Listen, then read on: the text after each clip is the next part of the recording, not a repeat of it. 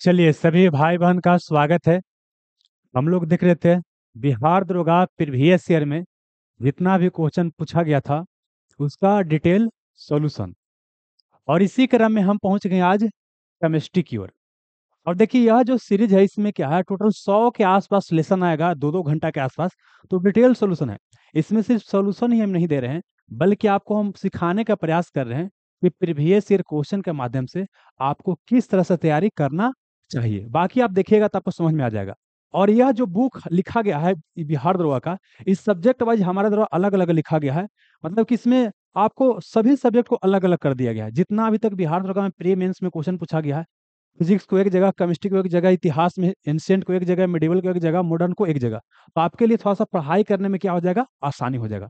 तो यह बुक जो है द सिलेक्शन गुरु एप्लीकेशन के माध्यम से आप मंगा सकते हैं। पूरे भारत में इसका होम डिलीवरी शुरू है, तो इसको आप मंगा सकते हैं और इसका फायदा उठा सकते हैं। साथ ही इसका डिटेल सॉल्यूशन जो करवाने वाले हैं, आपको यूट्यूब पर चला जाएगा आज, तो इसको देख भी लीजिएगा। तो उसमें क्या है कि डिटेल सॉल्यूशन जो चल रहा है उसका आपको 699 रुपया कीमत है, लेकिन यहाँ पर 250 रुपया आपको डिस्काउंट मिल जाएगा। PYQ 250 कूपन को डालिएगा तो वहां पर आपको डिस्काउंट हो जाएगा। और यह लेसन, जिससे बहुत सारा बच्चा बोल रहे थे कि इसमें 17 या 15-20 को लेसन आएगा, लेकिन 15-20 लेसन नहीं है कि टोटल कितना है, आपको 100 के आसपास लेसन है। जो कि अभी तक 4 सब्जेक्ट के आसपास हुआ है, अभी लाइव चल ही रहा है। तो इसमें लगभग लगभग अभी बोल सकते हैं कि आज 44वां या 45वां लेसन है ना। तो मतलब कि बहुत ही डिटेल होने जा रहा है। बाकी यहाँ पर आते हैं, कोई दिक्कत होगा तो यहाँ पर देखिए क्या है, नंबर है। इस नंबर पर हेल्पलाइन करके आप बात कर लीजिएगा, है ना। चलिए अब देखिए यहाँ पर क्या है, केमिस्ट्री में देखिए आपको 2008 में क्वेश्चन पूछा गया था बिहार दरोगा में। गैल्वेनाइज्ड लौह चादरों पर निम्न में से किसका परत चढ़ा होता है। तो देखिए यहाँ पर क्या है, हमको समझना है। होता क्या ना कि प्रीवियस ईयर से बच्चा तैयारी करते हैं, आंसर याद करके आगे बढ़ जाते हैं कि कोई चीज गैल्वेनाइजेशन पूछ रहा है तो क्या हो जाएगा, आपका जस्ता आगे बढ़ गया। नहीं, इससे जितना भी आ सकता है आपको पूरा पढ़ने का प्रयास करना है। साथ ही क्या करना है कि ऑप्शन में जो जितना दिया गया है सबको डिस्कशन करने का प्रयास करना है, मोटा मोटी, है ना। अब समझिएगा यहाँ पर एक क्या है, गैल्वेनाइजेशन होता है। दो टर्म के बारे में आपको समझना है। ये टॉपिक क्या है आपको, जैसे देखिए जंग वगैरह लगता है ना, जंग वगैरह, तो जंग से बचाव के लिए प्रक्रिया अपनाते हैं। तो यहाँ पर समझना क्या है, दो टॉपिक को आपको साथ में पढ़ना है। एक पढ़ना है कि आपको गैल्वेनाइजेशन है, गैल्वेनाइजेशन।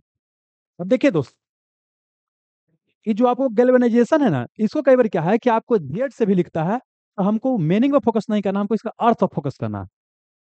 और स्पेलिंग पर नहीं, अर्थ पर फोकस करना। एक होता है बाबू आपका वल्कनाइजेशन, वल्केनाइजेशन। ये देखिए दोनों क्या है, एक जैसा शब्द है, लगता है कि गैल्वेनाइजेशन हो गया वल्कनाइजेशन, तो दोनों में कंफ्यूजन हो गया। दोनों को समझना। देखिए गैल्वेनाइजेशन का हिंदी होता है जस्तीकरण। क्या होता है, जस्तीकरण होता है। जबकि इसको बोलते हैं सल्फरीकरण। क्या होता है, सल्फरीकरण। नाम ही हिंदी में स्पष्ट है, हिंदी में पकड़ा जाता है। देखिए लोहा पर क्या होता है, जो लोहा होता है, लोहा जिसको बोलते हैं आयरन बोलते हैं, आयरन।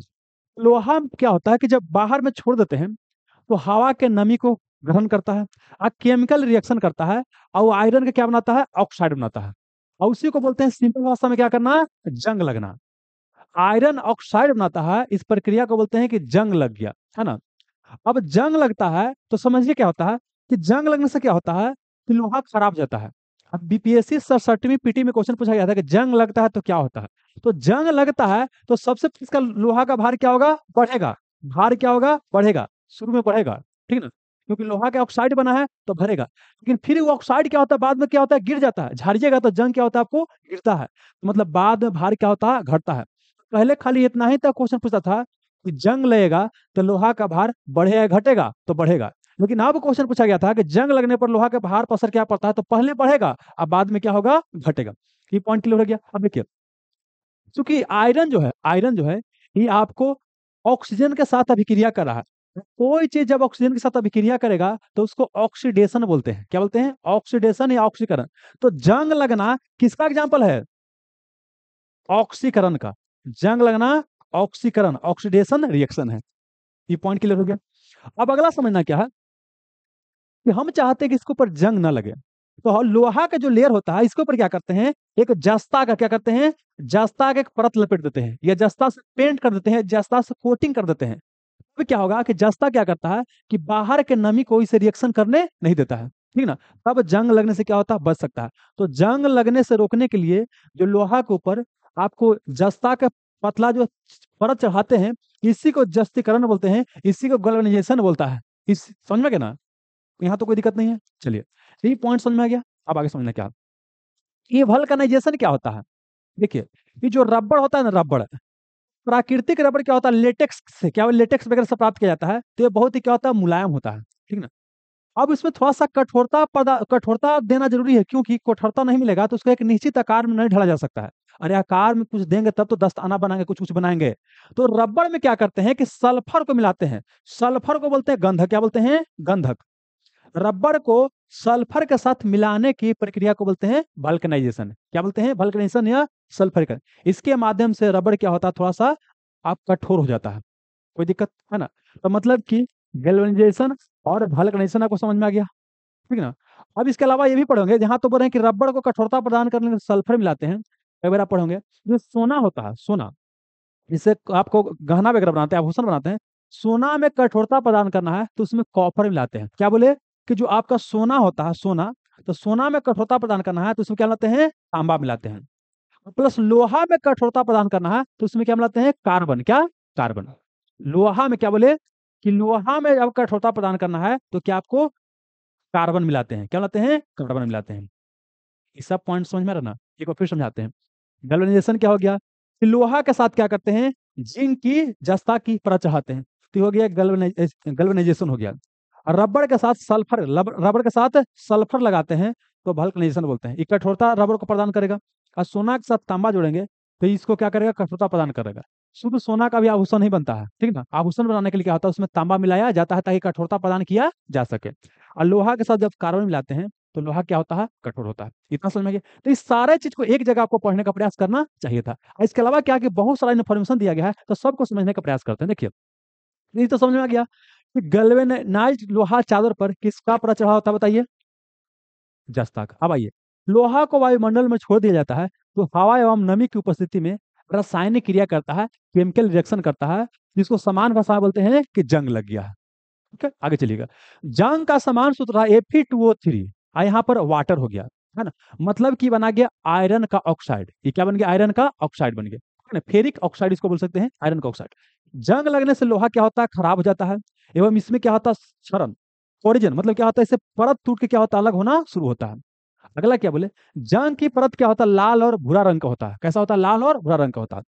जंग बनने की प्रक्रिया कैसा, ऑक्सीकरण अभिक्रिया, ये क्वेश्चन पूछेगा। जंग लगने की अभिक्रिया क्या है, आपका ऑक्सीकरण अभिक्रिया है। फिर क्या बोले कि जंग लगने से लोहा का भार क्या होता है, बढ़ता है। पहले इतना ही तक क्वेश्चन पूछता था, लेकिन अब क्या क्वेश्चन बीपीएससी 67 में क्वेश्चन पूछा गया था कि जंग लगेगा तो लोहा का भार पहले क्या होगा, बढ़ेगा, और बाद में क्या होगा, घटेगा। ये भी पॉइंट देखना है, ध्यान रखना है कि जंग लगने पर लोहा का भार पहले तो बढ़ता है और बाद में क्या होता है, घटता है। आगे चलिएगा।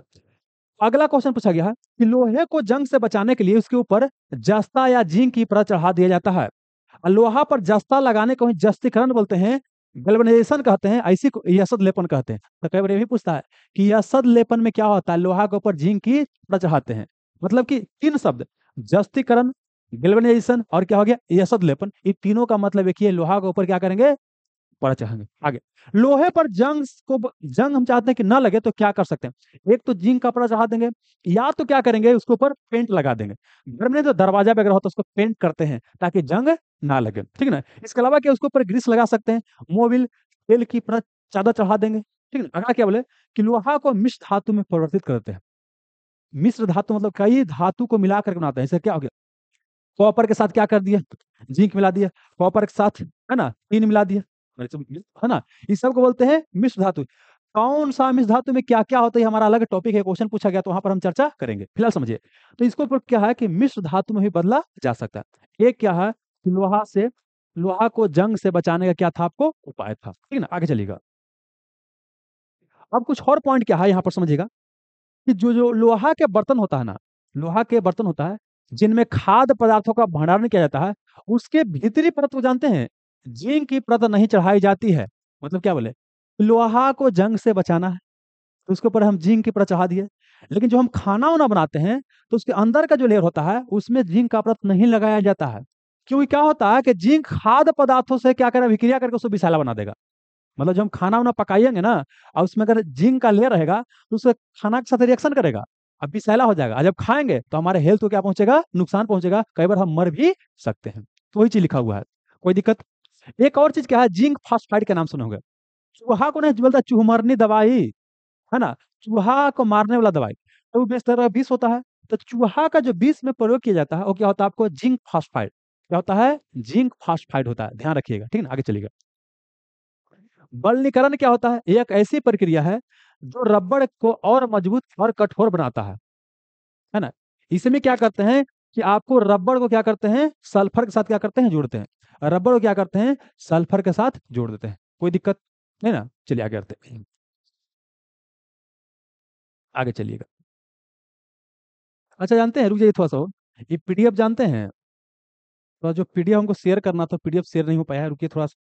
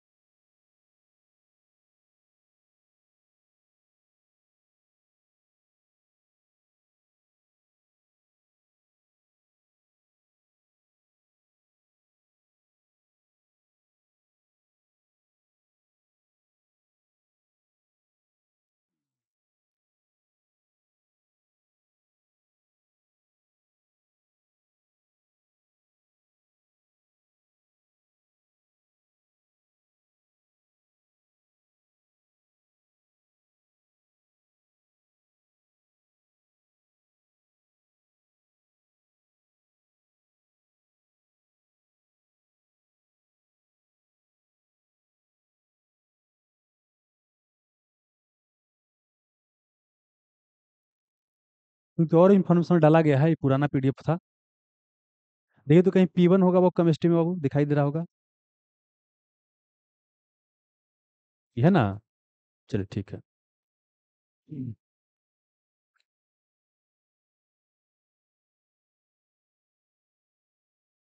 ये हो गया बाबू, देख रहे हैं ना, आगे। अब इसे हम बता रहे थे बल्कनाइजेशन बता रहे थे, तो इसमें देखिए क्या कि बहुत सारा इन्फॉर्मेशन ऐड किया गया है। तो यहाँ पर क्या है कि बल्कनाइजेशन क्या है, एक प्रक्रिया है जो रबड़ को और क्या करता है, मजबूत बनाता है और क्या करता है, कठोर आपको बनाता है। बलकीकरण एक रासायनिक प्रक्रिया है जिसमें क्या करते हैं, प्राकृतिक या जो जो सिंथेटिक रबड़ होता है उसके भौतिक गुण में क्या करते हैं, सुधार किया जाता है। हाँ, समान तौर पर इसमें क्या करते हैं, सल्फर या गंधक क्या करते हैं, मिला देते हैं। समझे ना, आगे चल। रबड़ को गंधक के साथ मिलाकर गर्म करने को बोलते हैं वल्कनाइजेशन बोलते हैं, ठीक है ना। इसके अलावा क्या है कि जैसे रबड़ किससे, लेटेक्स से प्राप्त होता है, तो उसमें सल्फर मिला दीजिए या कुछ और भी पदार्थ को मिलाया जा सकता है, लेकिन आम जो आपका क्वेश्चन आता है उसमें क्या आता है, सल्फर वाला आता है। इसके अलावा क्या होता है, आपका सेलेनियम होता है, ट्यूटेरियम होता है ना, इस सब को बोलते हैं वल्केनाइजिंग एजेंट, क्योंकि सब क्या करता है, रबड़ को थोड़ा सा क्या करता है, कठोर करता है। ठीक है, चलिए। तो मतलब कि वल्केनाइजिंग एजेंट के रूप में आपको सेलेनियम का और ट्यूलेरियम का भी इस्तेमाल किया जा सकता है। आगे चलिएगा।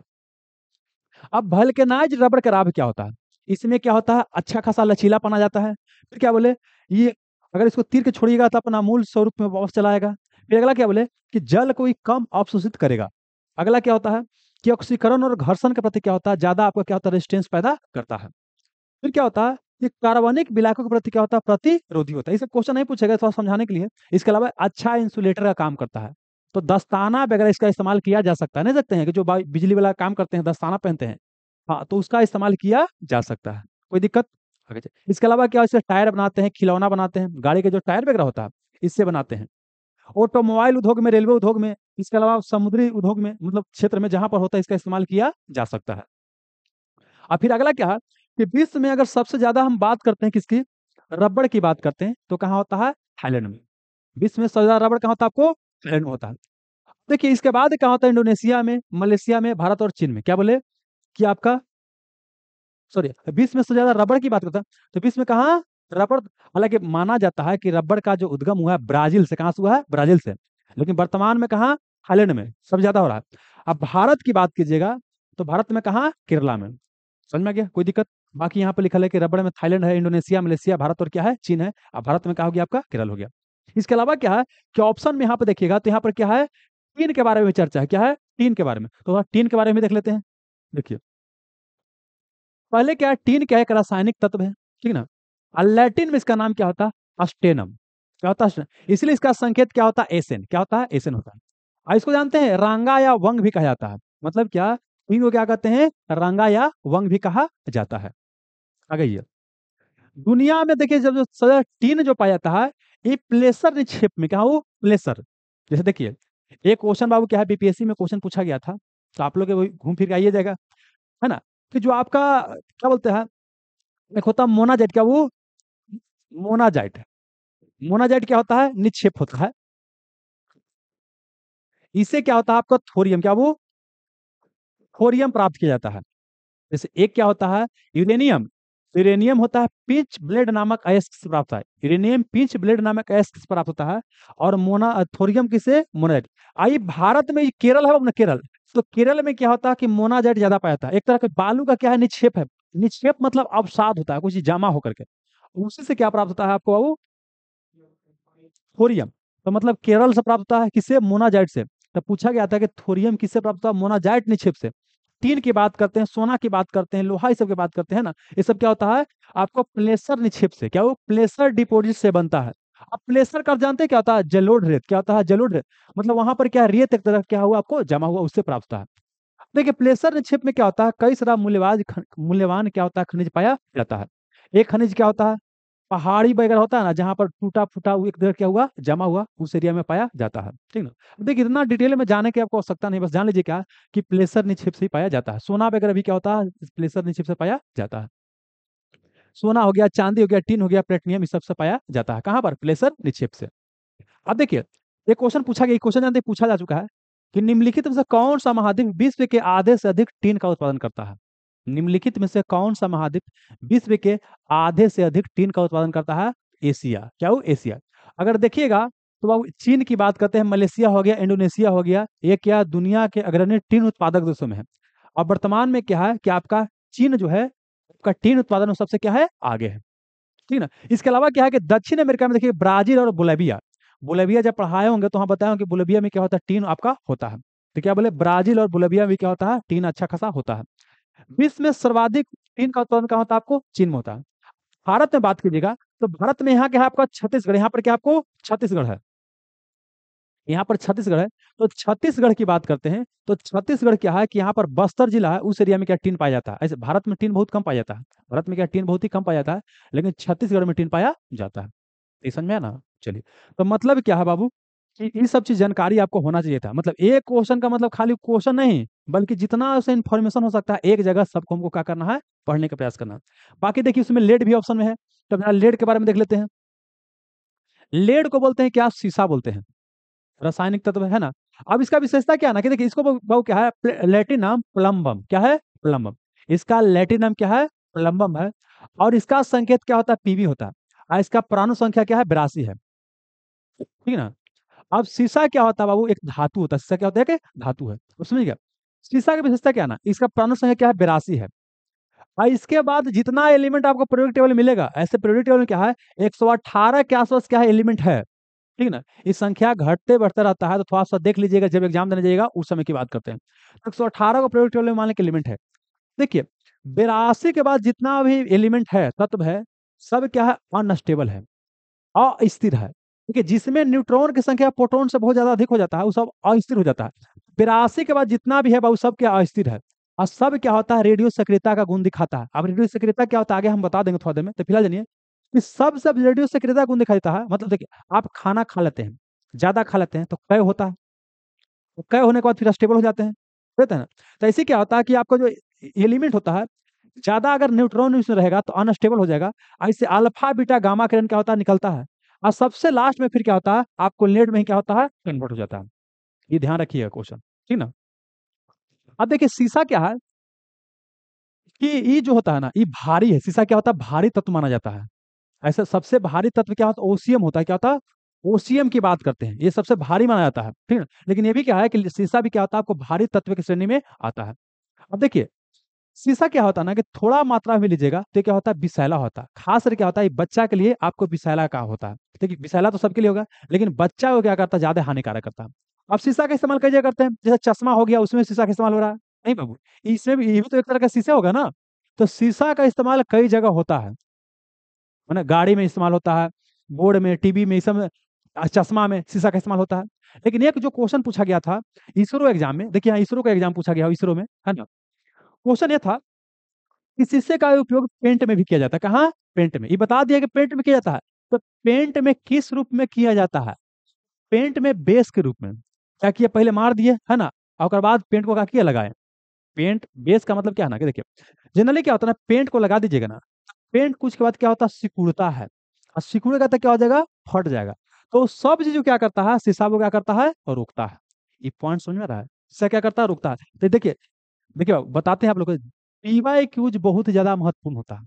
और खाली बिहार दरबार के नहीं, भले कोई और एग्जाम में कोई पीवाई क्यूज पूछा गया है, वो सब क्वेश्चन घुमा फिरा के क्या करता है, आता है। तो हमको जहां जहां से इन्फॉर्मेशन क्या है आपको लिए लग सकता है, सब जगह एक जगह क्या इकट्ठा आपको करते चल रहे हैं, ठीक है ना। आपका काम क्या है कि जितना बता रहे हैं उसको डाइजेस्ट करते चलिए, ठीक है ना, आगे चलिए। तो क्या शीशा का उपयोग क्या होता है, इसको, शीशा का उपयोग तो पहले क्या बोले, इसका भंडारण में इस्तेमाल कर सकते हैं, कहाँ, भंडारण में, ठीक है ना। और खास रहे कौन मटेरियल को भंडारण करने में, जो क्या बाबू, क्या आपको ना उसको क्या बोलते हैं, उसको बोलते हैं संरक्षक पदार्थ होता है, उसको क्या करते हैं, जो मतलब टॉरेसिक लिक्विड होता है, दूसरा चीज को गला सकता है, उसको शीशा में डाल करके लेके जा सकते हैं। धातु में डालिएगा ना तो उसको क्या करेगा, गला देगा, रिएक्शन में गला देगा, तो इसलिए शीशा का उसमें इस्तेमाल करते हैं। समझ में आगे, इसके अलावा क्या होता है, सोल्डरिंग में कोची को जोड़ना होता है ना, तो वहां पर भी क्या होता है, शीशा का इस्तेमाल किया जाता है। बैटरी वगैरह में क्या होता है, कार के बैटरी वगैरह में क्या होता है, आपका शीशा का इस्तेमाल किया जाता है। और फिर तो बोलिए दे, शीशा का उपयोग पेंट में किस रूप में करते हैं, आपको आधार के रूप में, बेस या आधार के रूप में। अब आधार या बेस क्या हो गया, तो देखिए यह क्या होता है, इसमें क्या होता है, एक बाइंडिंग प्रॉपर्टी होता है, मतलब क्या करेगा, आपको बाइंड करेगा, सब क्या करेगा, जोड़े, पेंट भागेगा ना उसको क्या करेगा, जोड़ेगा। प्लस क्या होता है कि सिकुड़ेगा, तो जो फटता है ना उसको फटने से क्या करता है, आपको रोकता है, इसीलिए इसका क्या करते हैं, बेस के रूप में इस्तेमाल किया जाता है। ये पॉइंट क्लियर हो रहा है ना। चलिए, अब बाकी देखिए, आगे हम बता देंगे कि कौन कांच का इस्तेमाल कहाँ करते हैं, चश्मा में किस कांच का इस्तेमाल, धूप के चश्मा में क्या होता है, इस सब क्वेश्चन आपको पूछता है। अब देखिए अगला जो क्वेश्चन है, पृथ्वी में उपलब्ध सबसे कठोर पदार्थ क्या होता है बाबू। पहले अगर हम बात करें सोना, सोना क्या होता है, आपको मुलायम होता है, सोना क्या होता है, मुलायम होता है, ज्यादा ही कठोर नहीं होता है, ठीक ना। सबसे कठोर क्या होता है, हीरा होता है, क्या होता है, हीरा होता है। अब जब ये क्वेश्चन आया गया है तो इस सब इसमें बहुत सारा इन्फॉर्मेशन दिया गया है, लेकिन पहले जो मेन मेन इन्फॉर्मेशन होता है, जो कंसेप्चुअल कंसेप्चुअल एक बार क्या करेंगे, समझेंगे, और उसके बाद इसको देखेंगे। तो पहले कंसेप्चुअल समझते हैं। पहले बात करते हैं कार्बन, क्या वो कार्बन, कार्बन, कार्बन को हम सी से दिखाते हैं बाबू, है ना। अब परमाणु संख्या कितना होता है, परमाणु संख्या कितना होता है, 6, ठीक है। अब कार्बन क्या होता है ना बाबू, देखिए दुनिया में जितना, हमारे शरीर के अंदर भी क्या है, कार्बन है ना। मतलब कार्बन क्या है, भरा पड़ा है। आप समझना क्या है कि कार्बन में क्या है, जितना करिया चीज वो सब कार्बन है। कोयला भी कार्बन है, पेट्रोलियम भी क्या है, कार्बन है। अरे हाइड्रोकार्बन तो कार्बन है ना, हो जाएगा जी। तब क्या है, कार्बन क्या होता है, एक से अधिक रूप में पाया जाता है, और उसको बोलते हैं अपरूप, क्या बोलते हैं, अपरूप, रूप। जब कोई एक तत्व एक से अधिक रूप में पाया जाता है उसे अपरूप बोलते हैं। अंग्रेजी में बोलते हैं इलेक्ट्रोप, क्या बोलते हैं, इलेक्ट्रोप बोलते हैं, इलेक्ट्रोप बोलते हैं। कार्बन के क्या होता है, दो गो अपरूप होता है, एक बाबू हीरा, एक होता है बाबू ग्रेफाइट। एक क्या होता है आपको, ग्रेफाइट होता है। कार्बन के दो ग्रुप है, हीरा और ग्रेफाइट। जैसे एक बाप के दो बेटा, कलुआ सलुआ, कलुआ ललुआ बोल दीजिए, कलुआ ललुआ, है ना। लेकिन कलुआ का अलग प्रॉपर्टी है और ललुआ का अलग प्रॉपर्टी है। ऐसा हो सकता है ना, है एक ही बाप के बेटा लेकिन दोनों का विशेषता अलग हो सकता है। तो इसी क्या है कि कार्बन के दो रूप है, हीरा और ग्रेफाइट, है ना। लेकिन दोनों का गुण क्या है, अलग अलग है। एक कठोर तई मुलायम, एक कुचालक ते सुचालक, ठीक है ना। तो पहले समझते हैं, हीरा की बात करते हैं। हीरा भी कार्बन ही है। एक सुने कहावत कि हीरा की कीमत जौहरी जानता है। हीरा एक तरह का पत्थर है, सिंपल क्या है, पत्थर है। हीरा में कटिंग करते हैं, टोटल इंटरनल रिफ्लेक्शन कारण क्या होता है, हीरा चमकता है। हीरा में जो चमक होता है उसको कटिंग के ऊपर डिपेंड करता है। कटिंग पता है आपको, बताएं कि भारत में सूरत में करते हैं, तो सूरत को बोलते हैं हीरा कैपिटल ऑफ द इंडिया, मतलब diamond capital of the India किसको बोलते हैं, सूरत को। आप विश्व में किसे बोलते हैं, एंटेबर्ग, जो कि बेल्जियम में है। ये आपको विविध वाला में हम सब बतैले हैं बाबू, ठीक है, इसीलिए हम आप कम चर्चा करेंगे। तो हीरा क्या होता है, इसमें एक चमक होता है, हीरा क्या होता है, एक चमक होता है। जबकि ग्रेफाइट में चमक नहीं होता। ये क्या होता है, वो काला। अरे कार्बन में तो कलर रहेगा ना जी, तो ग्रेफाइट काला होता है, आई क्या होता है, इसमें एक चमक होता है। और चमक का कारण क्या होता है, टोटल इंटरनल रिफ्लेक्शन। हम पूरा लिखेंगे नहीं, खाली बोलेंगे पूर्ण आंतरिक परावर्तन। हालांकि पूर्ण आंतरिक परावर्तन सिद्धांत पर कई चीज काम करता है। जो आप सुनते हैं कि दूर से कहीं दिखाई दे कि पानी है, पानी नहीं रहता है, उसको मृग मृषिका बोलते हैं। रेगिस्तान में क्या लगता है कि वहाँ पानी है, पानी रहबे नहीं करता है। रोड पर भी दिखाई देगा गर्मी में, लग रहा है कि पानी है, पानी नहीं है, उसको बोलते हैं मृग मृषिका बोलते हैं। ठीक है ना। इसके अलावा क्या होता है, और भी कई सारा चीज है जो टोटल इंटरनल रिफ्लेक्शन पर क्या करता है, काम करता है। ठीक है ना। ऑप्टिकल जो फाइबर होता है वो भी टोटल इंटरनल रिफ्लेक्शन पर क्या करता है, काम करता है। जहाँ क्वेश्चन पूछेगा और डिटेल से हम चर्चा करेंगे। तो इसका चमक कारण टोटल इंटरनल रिफ्लेक्शन, ये चमकता नहीं है, ये क्या होता है, काला होता है। जब कोई चीज पे इसको लिखिएगा ना तो काला निशान छोड़ता है। इसीलिए इसको क्या बाबू, कि आपको पेंसिल बनाने में क्या वो, पेंसिल बनाने में इसका इस्तेमाल किया जा सकता है, ग्रेफाइट का। ये बहुत कठोर होता है। ठीक है ना। अभी क्या होता है, वो ये आपको क्या होता है, पारदर्शक। क्या होता है, पारदर्शक, आर पार दिखाई देगा। जबकि यह क्या होता है, अपारदर्शक। क्या होता है, अपारदर्शक, आर पार दिखाई बाबू नहीं देगा। अरे पेंसिल में जो नहीं लगा होता है ना। अब ये क्या होता है, यह विद्युत का, यह होता है कुचालक। क्या होता है, कुचालक। कुचालक का मतलब होता है कि इंसुलेटर, इससे करंट पास नहीं करेगा। ये हो गया विद्युत का कुचालक। लेकिन ग्रेफाइट क्या होता है, सुचालक। मतलब क्या, यह हो गया कंडक्टर, एक कंडक्टर है। ठीक ना। अब कंडक्टर है तो करंट पास करेगा। जैसे जो ये होता है ना कार्बनवा, क्या बोलता है, पेंसिलवा, तो पेंसिलवा इसे डाल के संगुरिया कीजिएगा, है ना, मरगा छना का तुका। मतलब कि यह सुचालक है। अब एक पॉइंट और समझ देखिए, कार्बन क्या है, एक अधातु। क्या वो अधातु है, अधातु। कार्बन क्या अधातु है, अधातु मतलब non metal. Metal, non metal, metalloid के बारे में थोड़ा देर में बताएंगे। फिलहाल जानिए कि धातु विद्युत का सुचालक होता है, अधातु विद्युत का सुचालक नहीं होता है। लेकिन अपवाद तो सब जगह होता है जी। गरीब आदमी ऐसे नहीं बन सकता, लेकिन वही नहीं जाता है कई बार, है ना। तो यहाँ पर समझना क्या है, कार्बन अधातु है, लेकिन धातु का ही एक रूप देख रहे हैं, क्या सुचालक है। तो ग्रेफाइट एकमात्र अधातु है जो विद्युत का सुचालक है। बाकी कोई अधातु नहीं है जो विद्युत को क्या करेगा, सुचालक करेगा। कोई दिक्कत यहाँ तक, है ना, आगे चलिएगा। अब हीरा क्या होता है ना, कि बहुत कठोर होता है ना।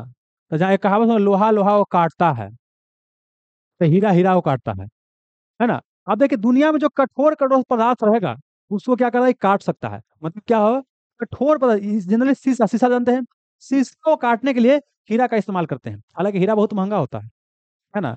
तो वही जगह इस्तेमाल होता होगा जहाँ शीशा भी कुछ महंगा वाला काम होता होगा। ठीक ना। मतलब क्या बोले कि हीरा क्या होता है, अपने आप में क्या होता है, बहुत ही महंगा होता है। ठीक ना।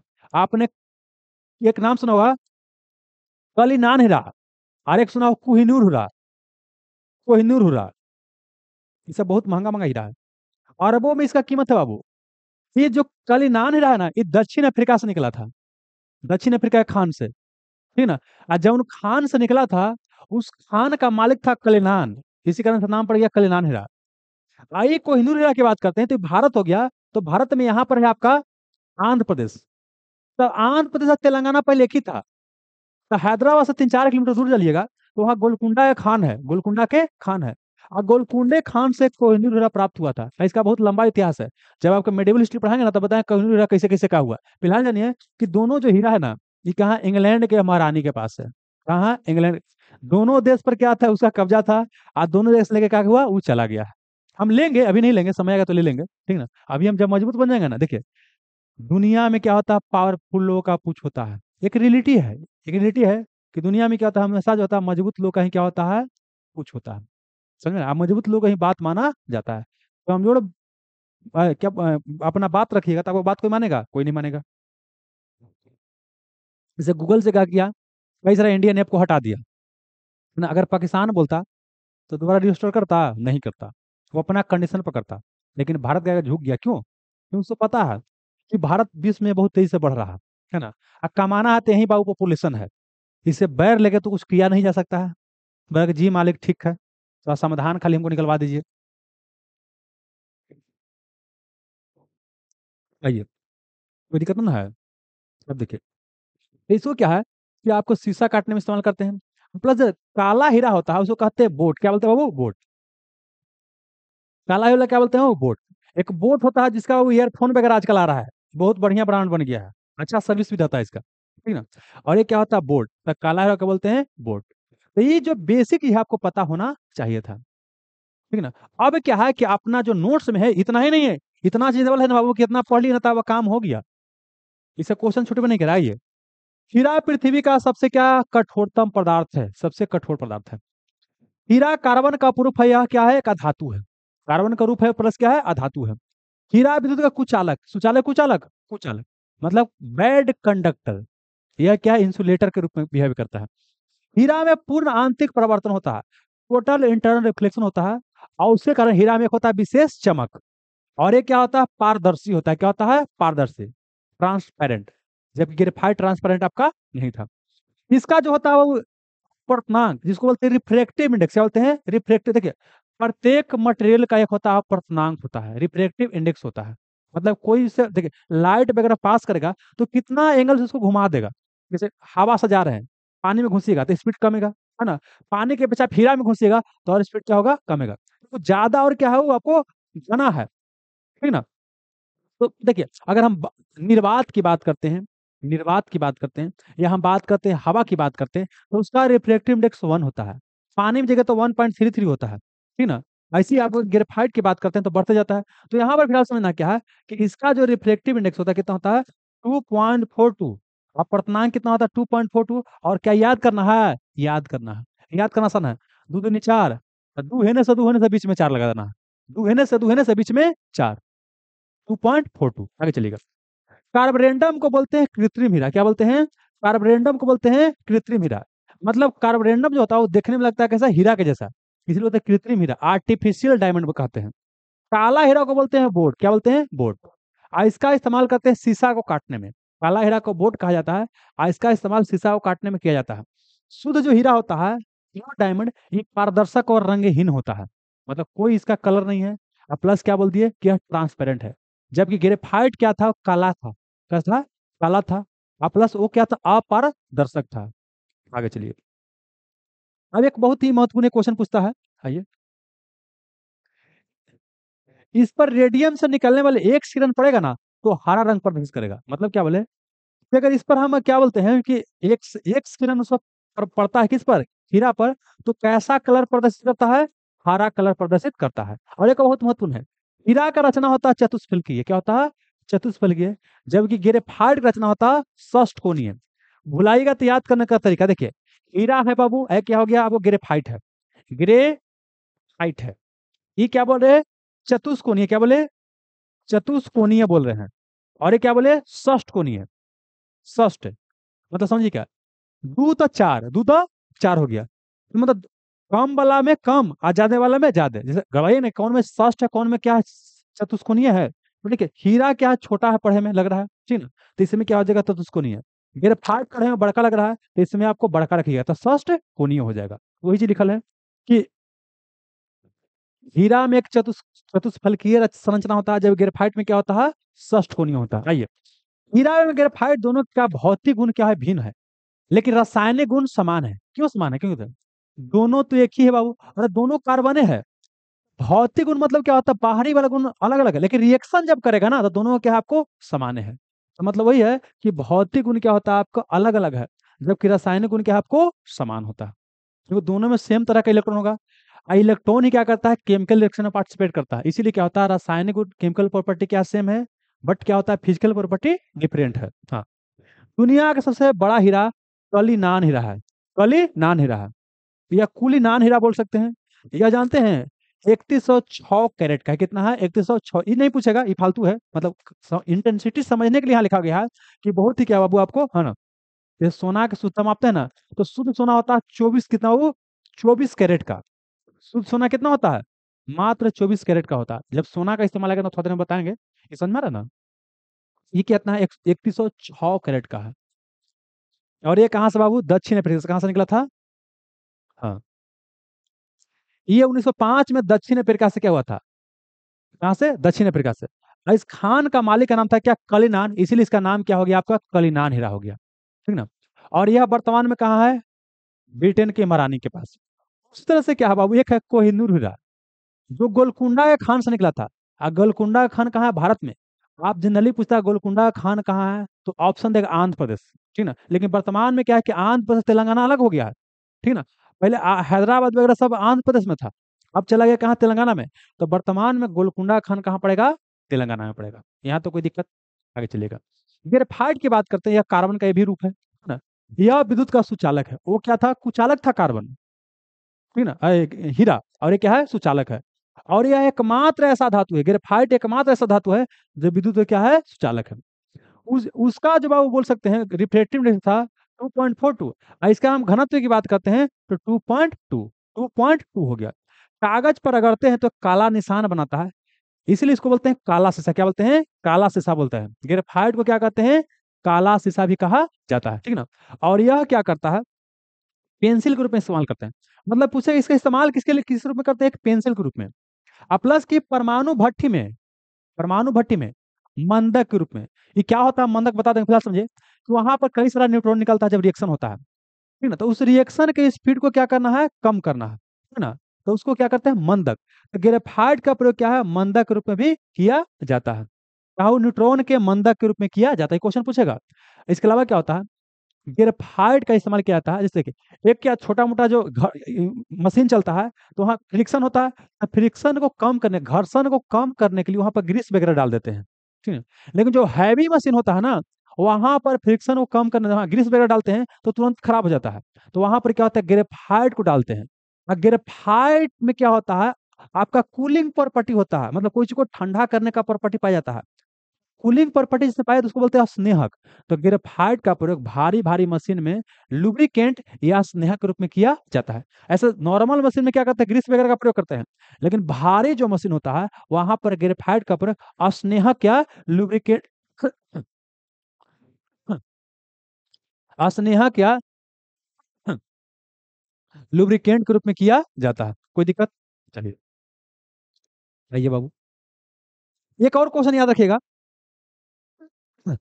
कि हीरा में कार्बन जो होता है ना, ये sp3 हाइब्रिडाइजेशन, जबकि ग्रेफाइट में sp2 हाइब्रिडाइजेशन प्रदर्शित करता है, ठीक ना। ये हाइब्रिडाइजेशन क्या होता है आगे के क्लास में जहां पर केमिकल बॉन्डिंग आएगा वहां पर बताएंगे। फिलहाल जानिए कि हीरा में कार्बन क्या होता है, sp3 हाइब्रिडाइजेशन, और ग्रेफाइट में कितना, sp2 हाइब्रिडाइजेशन प्रदर्शित करता है। एक और क्वेश्चन क्या है समझना, एक उसमें ऑप्शन में था क्वार्ट्ज, क्या था क्वार्ट्ज, क्वार्ट्ज है ना।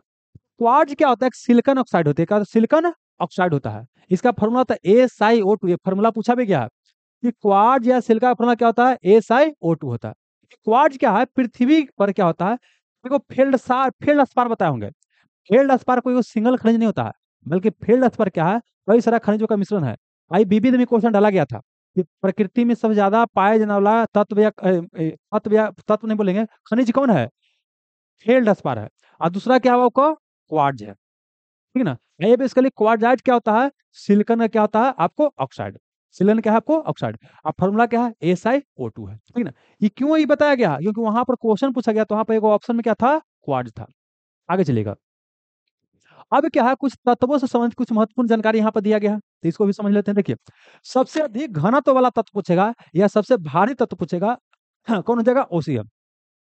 ओसियम जो होता है ये सबसे क्या है, अधिक घनत्व वाला, और सबसे क्या है, भारी तत्व है। सबसे कम घनत्व वाला या सबसे हल्का पूछेगा या सबसे प्रबल अपचायक तत्व पूछेगा तो कौन हो जाएगा, लिथियम हो जाएगा, ठीक ना।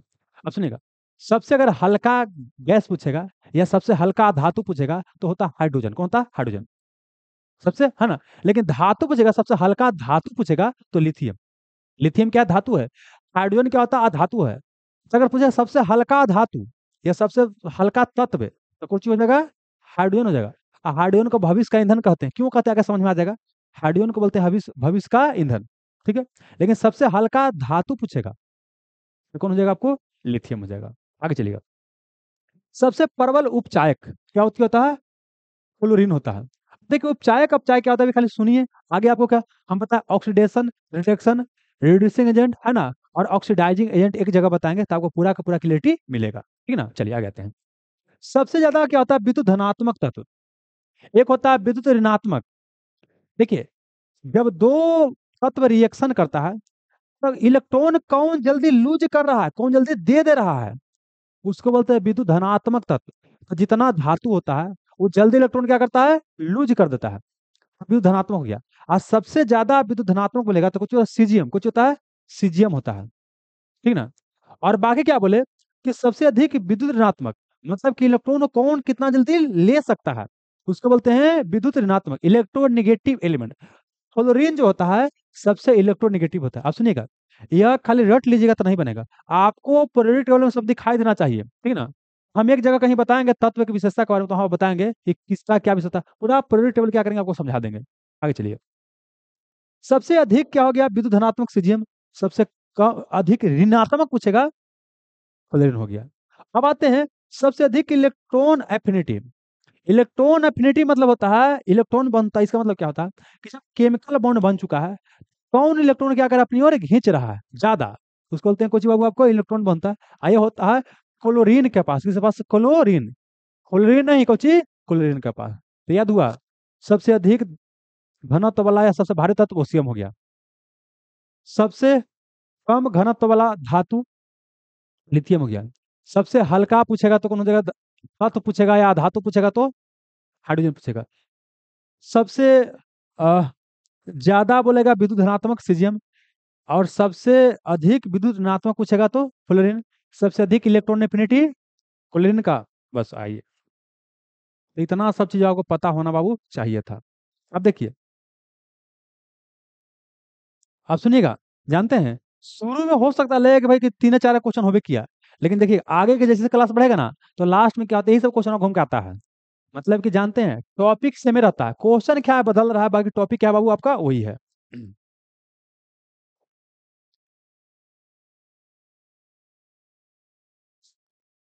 क्या पंकज जी कहते हैं बीपीएससी का बैच स्टार्ट कीजिए, इससे मन ना भर रहा है जोश,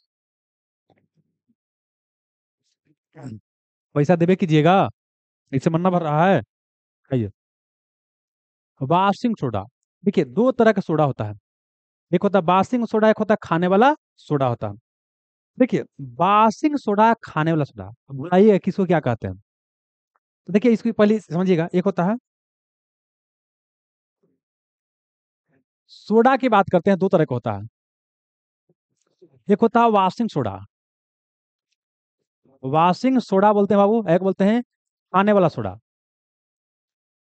खाने वाला सोडा,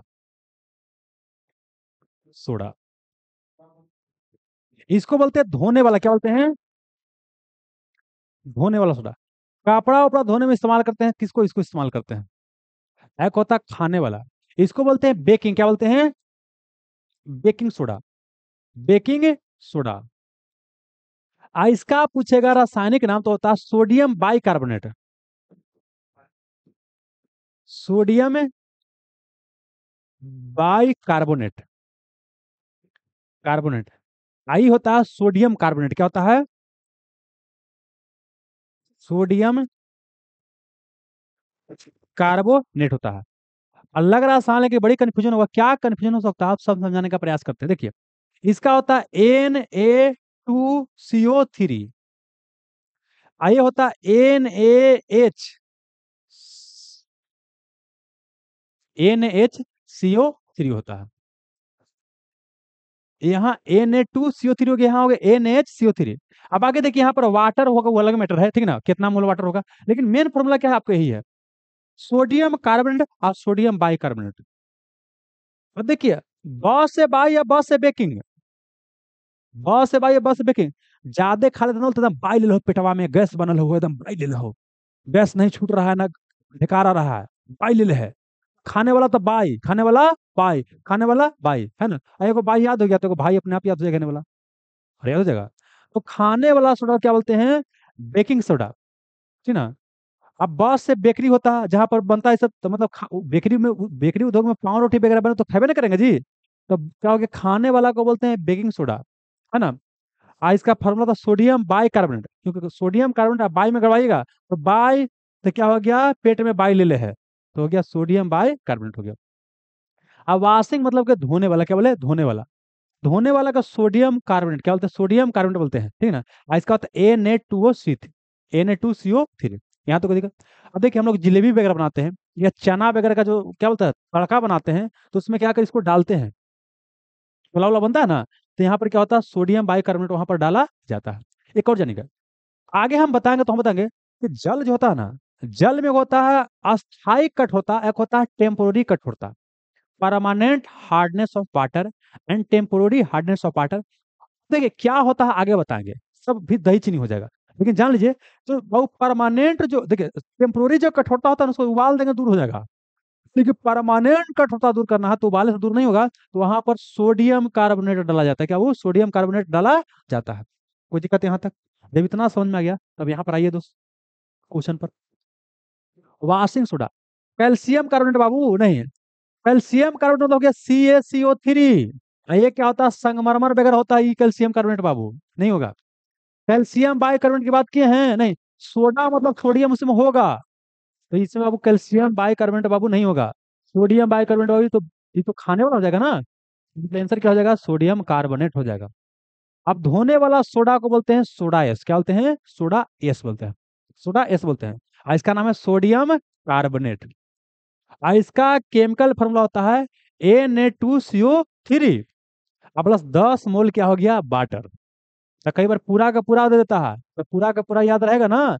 Na2CO3 और 10 मोल क्या हो गया आपका? वाटर हो गया। फिर क्या बोले? इसका इस्तेमाल घर में धुलाई के लिए, कपड़ा उपड़ा साफ करने के लिए करते हैं। और प्लस क्या बोले कि जल जब अस्थाई कठोर रहेगा, परमानेंट हार्ड रहेगा, ये आगे हम बताएंगे क्या होता है, लेकिन फिलहाल देखिए, जल जब परमानेंट हार्ड रहेगा तो इसको क्या करेंगे? डालेंगे। ठीक ना? तो जल की अस्थाई कठोरता दूर करने के लिए आपका सोडियम कार्बोनेट का इस्तेमाल किया जाता है, मतलब वाशिंग सोडा का इस्तेमाल किया जाता है। और जब वो पढ़ना है तो फिर साथ साथ क्या पढ़ना है? इसको पढ़ना है। खाने वाला सोडा, बेकिंग सोडा। क्या बोले? Baking soda. ठीक ना? इसको बोलते हैं सोडियम बाइकार्बोनेट, NaHCO3। यहाँ क्या हो गया? NaHCO3 हो गया। ठीक ना? इसका इस्तेमाल बेकरी उद्योग में किया जाता है। बेकरी मतलब क्या हो गया? जब पाव रोटी वगैरह सब बनता है ना, पूछे बेकरी उद्योग में किसका इस्तेमाल? बेकरी में ब से बेकरी, ब से बाई, बाई मतलब खाई, मतलब खाई। तो खाने वाला सोडा का इस्तेमाल कर किया जाता है। हो गया ना? एक होता जानते हैं बाबू, एक और यहाँ पर लिखा नहीं लेकिन समझ लीजिए, एक होता है सोडा वाटर। क्या होता है? Soda water. सोडा वाटर क्या होता है? Soda water. सोडा वाटर होता है। देखिए, जो बोलते हैं ना कोको काला तू, अरे गाना ना कोका काला तू, अब गाने नहीं आता है हमको, ठीक ना? तो कोका कोला हो गया, पेप्सी हो गया, थम्स अप हो गया, उसको बोलते हैं सोडा वाटर। क्या बोलते हैं? Soda water. इसमें पाया जाता है कार्बोनिक अम्ल। क्या वो कार्बोनिक अम्ल पाया जाता है। अगर गैस पूछेगा तो कार्बन डाइऑक्साइड। ये भी ध्यान रखना है। सोडा वाटर जो पीने वाला चीज होता है, ये सोडा क्या बोलता है, पेप्सी कोका कोला वगैरह, उसमें होता है आपको कार्बोनिक अम्ल पाया जाता है। अम्ल पूछेगा तो कार्बोनिक अम्ल। आप पूछे कौन सा गैस पाया जाता है? Carbon dioxide. तो क्वेश्चन पूछेगा ना कि सोडा वाटर का जब बोतल को खोलते हैं तो कौन सा गैस रिलीज होता है? Carbon dioxide. ये भी आपको तीनों को साथे पढ़ना था, मतलब सोडियम बाइकार्बोनेट, खाने वाला, धोने वाला और प्लस पीने वाला। ये क्या हो आपको एक साथ क्या करना था? पढ़ना था। अब देखिएगा ये क्वेश्चन यहाँ पूछे ना, फिर क्या है कि आपको 10-15 क्वेश्चन के बाद ये रिपीट दोबारा होगा। मतलब कि ये सब तीनों क्या है? महत्वपूर्ण है। तीनों को साथे पढ़ना है। अब आइए बाबू बोलता है, तो दूध जब फटता है, दूध जब फटता है कौन सा एसिड उत्पन्न होता है? ये टॉपिक क्या हो गया सुन लीजिए। प्रमुख अम्ल एवं उसके स्रोत। हमारा टॉपिक क्या है? प्रमुख अम्ल एवं उसका क्या हो गया? स्रोत। हमारा ये आपका टॉपिक हो गया। आइए, प्रमुख अम्ल एवं इसका क्या हो गया? स्रोत हो गया। तो समझिए क्या, आप ही तो जरूर लड़का से पढ़ते होंगे कि दूध से दही तो लैक्टिक अम्ल, दूध से दही तो क्या हो गया? लैक्टिक अम्ल, दूध से दही तो क्या हो गया? लैक्टिक अम्ल, है ना? चलिए अब समझाते हैं बाबू क्या है प्रमुख, पहले समझिए क्या क्या प्रमुख अम्ल के स्रोत जान लीजिए किसमें क्या पाया जाता है। देखिए यहाँ पर हमें को डाटा बना दिए हैं, आप सब याद कीजिए। ऐसे मोटा मोटी तो पता होगा क्या बाबू, यहाँ पर समझ लीजिए जो मेन मेन पूछता है। पहला तो क्या बोले, एक बाबू सोडा वाटर। क्या बोले? सोडा वाटर में कौन चीज? कार्बोनिक अम्ल। कार्बोनिक अम्ल होता है, कार्बोनिक अम्ल होता है। चाहे दूध बोलेगा, क्या बोलेगा? दूध बोलेगा, चाहे दही बोलेगा, चाहे खट्टा दूध बोलेगा, खट्टा दही बोले, कुछ बोले, इसमें कौन चीज? लैक्टिक। क्या वो? लैक्टिक अम्ल, लैक्टिक अम्ल पाया जाता है। भुलाइएगा तो इसको ऐसे याद कीजिएगा, है ना? कि दूध दही लाके लेकर रुस जाता है कि लाओ मम्मी आओ दूध लाओ, ना देता है तो रुस गया, रुस के उन्हें जाकर सूत गया, लेट गया। क्या किया? लेट गया। तो दूध दही में कौन चीज? लैक्टिक अम्ल। दूध दही में लैक्टिक। अब आते हैं नींबू। क्या हो गया? नींबू। नींबू हो गया, संतरा हो गया, नींबू संतरा है ना, इसमें होता है साइट्रिक, क्या होता है, साइट्रिक अम्ल या सिट्रिक अम्ल जो बोलिए, सिट्रिक अम्ल क्या बोला, सिट्रिक अम्ल होता है। इसको आती है निशा, क्या, निशा, निशा। नींबू और संतरा, देखिए, नींबू और संतरा एकरा में साइट्रिक अम्ल, निशा, नींबू संतरा साइट्रिक अम्ल, नींबू संतरा साइट्रिक अम्ल, नींबू संतरा क्या हो गया आपको, साइट्रिक अम्ल होगी, ठीक है ना। अब बात करते हैं क्या वो, एक बॉडी पूछता है, सुनिए, कोई चीज काटेगा, कोई चीज वो काटता है, कोई चीज काटता है, जैसे वो चींटी, क्या गया, चींटी काट लिया, बिच्छा काट लिया,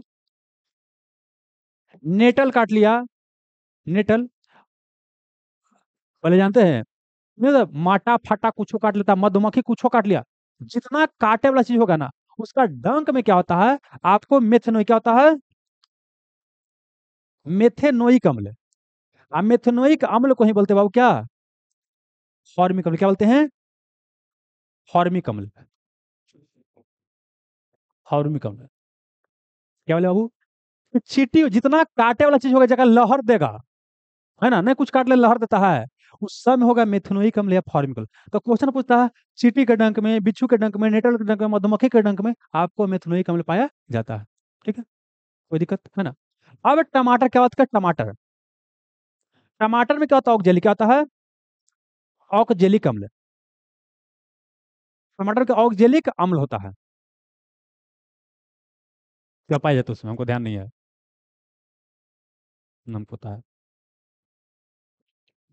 सुनिए क्या बोले, कि टमाटर में क्या होता है, ऑक्जेलिक अम्ल, अब सुनिएगा, जब कपड़ा उपड़ा में दाग उग लग जाता है, तो वहां पर क्या होता है, ऑक्जेलिक अम्ल का इस्तेमाल करते हैं, कपड़ा उपड़ा में दाग छुड़ाने के लिए, मतलब दाग अच्छे हैं, है ना, वो टीवी में ठीक लगता है, घरे दाग लगा चले जाता है, मार के मम्मी मुंह नाक फोड़ देती है। फिर टमाटर में क्या, वो ऑक्जेलिक अम्ल होगा।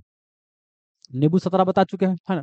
एक क्या होता है, सोना चांदी का जो शुद्धिकरण किया जाता है, सोना चांदी जो होता है ना, मतलब गंदा हो गया, तो वहां पर क्या होता है, नाइट्रिक अम्ल, क्या वो, नाइट्रिक अम्ल, नाइट्रिक अम्ल क्या वो, सोना चांदी का शुद्धिकरण, सोना और चांदी का जो शुद्धिकरण किया जाता है किससे बाबू, आपको नाइट्रिक अम्ल से सोना चांदी का शुद्धिकरण किया जाता है, ठीक है ना। बाकी क्या है, क्या ऑप्शन और देख लेते हैं, कुछ कुछ और होगा दिले। सेव में, सेव में क्या होता है, मैलिक अम्ल, सेव में क्या होता है, मंगल, अंगूर में टार्टिक अम्ल, ठीक है ना। अब बाकी यहाँ देख लेते हैं बाबू, आइए बोलिए, दूध दही में क्या हो जाएगा, लैक्टिक अम्ल, तो यहाँ दूध के फटने पर कौन सा एसिड होता है बता दिए, कच हो जाएगा लैक्टिक अम्ल, दूध दही में हो गया लैक्टिक हो गया। नींबू नारंगी संतरा, नींबू नारंगी संतरा, अरे नींबू कहीं नारंगी बोलते हैं, देखो गगरवा नींबू होता है, एगो छोटका नींबू होता है, कागजी नींबू एते थे और गगरवा एते थे, हाँ। इसमें सिट्रिक अम्ल, एक होता है सिरका अचार, सिरका अचार में क्या होता है, एस्टिक अम्ल, है ना, सिरका और अचार में क्या होता है, एस्टिक अम्ल होता है।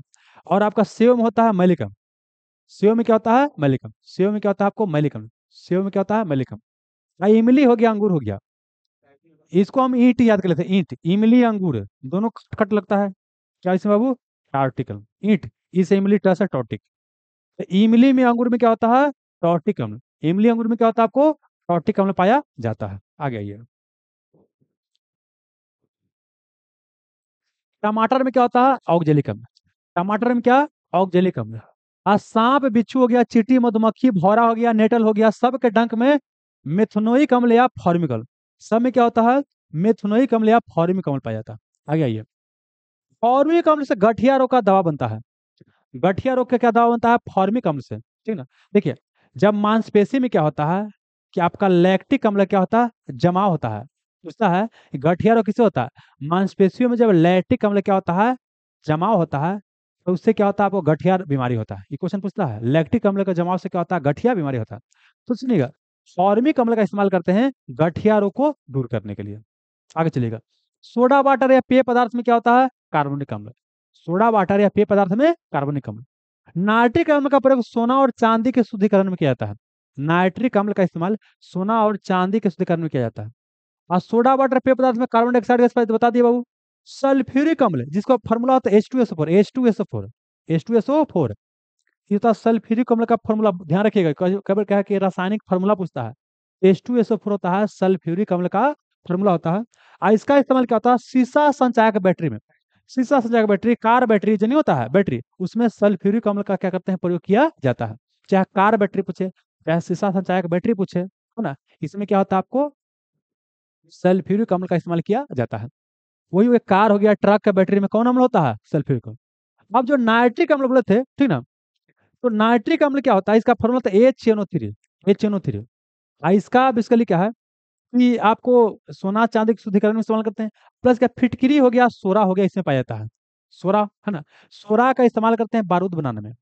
सुनिए, एक क्वेश्चन पूछेगा आपको, हिस्ट्री में बताएंगे कि यूरोपीय कंपनियां जब भारत आया था व्यापार करने ना, वहां पर क्या था कि बिहार के एरिया से वो लोग सोरा प्राप्त करते हैं। बिहार क्या था मध्यकाल में सोरा के लिए क्या था? प्रसिद्ध था। और खास करके उत्तरी बिहार वाला एरिया क्या था? सोरा के लिए प्रसिद्ध था। ठीक है, ऐसा बिहार पूछता है तो बिहार सोरा के लिए क्या था? प्रसिद्ध। तब पूछेगा पुर्तगाली या यूरोपीय कंपनियां सोरा का व्यापार कहाँ से करते थे? बिहार से। और सोरा का इस्तेमाल बारूद बनाने में किया जाता था। किसका? वो बारूद बनाना। नाट्य कलम का प्रयोग क्या करते हैं? फोटोग्राफी करने में, और प्लस क्या अम्ल राज वगैरह बनाने में करते हैं। चलिए आते हैं। अब आते हैं बेंजोइक अम्ल। जो खाद्य पदार्थ उसको वो सुरक्षित रखना लंबा समय तक, उसको बोलते हैं खाद्य परिरक्षण। क्या बोलते हैं? खाद्य परिरक्षण। तो बेंजोइक अम्ल का इस्तेमाल करते हैं खाद्य परिरक्षण में, खाद्य परिरक्षण में। अगला क्या होगा? ऑक्जेलिक अम्ल। इसका उपयोग फोटोग्राफी कमरे में, फोटोग्राफी करने में इस्तेमाल करते हैं। इसके अलावा कपड़ा में जो स्याही लग गया, है ना, तो उसको धब्बा को हटाने के लिए क्या करते हैं? इसका इस्तेमाल किया जाता है। ठीक ना। तो इतना क्या है कम से कम पता होना चाहिए था। बाकी और आगे बताया जाएगा, अम्लराज वगैरह क्या होता है आगे बताया जाएगा। अब बोले ऊपर वाला क्वेश्चन से बनेगा जी? संतरा किसका सोर्स है बाबू? नहीं बनेगा, ये दूसरा है। तो संतरा में है, देखिए, जितना चीज बाबू सिसियाइएगा ना, सब में होता है विटामिन सी। मिर्चाई जितना खा के सिसिया रहा है, सिसिया रहा है, इस सब में क्या होता है? विटामिन सी होता है। देखिए, विटामिन के बारे में विशेष जानकारी को बायोलॉजी में दिया जाता है। लेकिन फिलहाल जानिए कि विटामिन क्या होता है, कि कई प्रकार का होता है। विटामिन क्या होता है? आपको कई प्रकार का होता है विटामिन। मुख्य रूप से क्या है आपको? एक होता है एक होता है B C, एक होता है A D E K।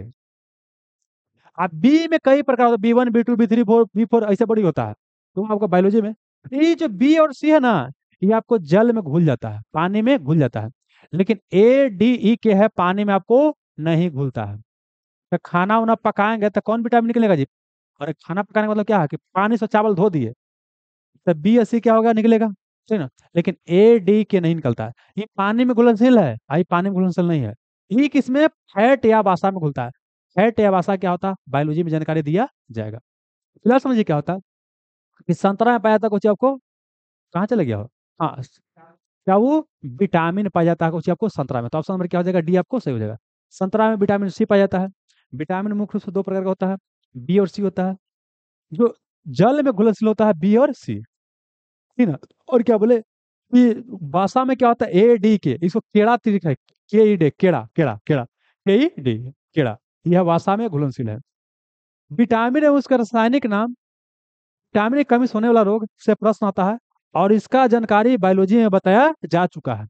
मतलब बायोलॉजी जब हम लोग पढ़ेंगे तो वहाँ बायोलॉजी में इसको देखेंगे। फिलहाल एक याद रखिएगा कि आपका भोजन वोजन बनाते हैं पकाते हैं ना, तो विटामिन B और C क्या होता है? नष्ट होता है। कार्बोहाइड्रेट बाबू क्या होता है? इस सब के बारे में क्या है कि आपको मुख्य रूप से हम बायोलॉजी में बताएंगे। ठीक ना। आपको विटामिन वसा सब कार्बोहाइड्रेट सब के बारे में कहाँ? बायोलॉजी में बताया जाएगा। रिपीटेशन होगा बहुत ज्यादा, इसलिए वहां पर छोड़ दे रहा है आगे के लिए।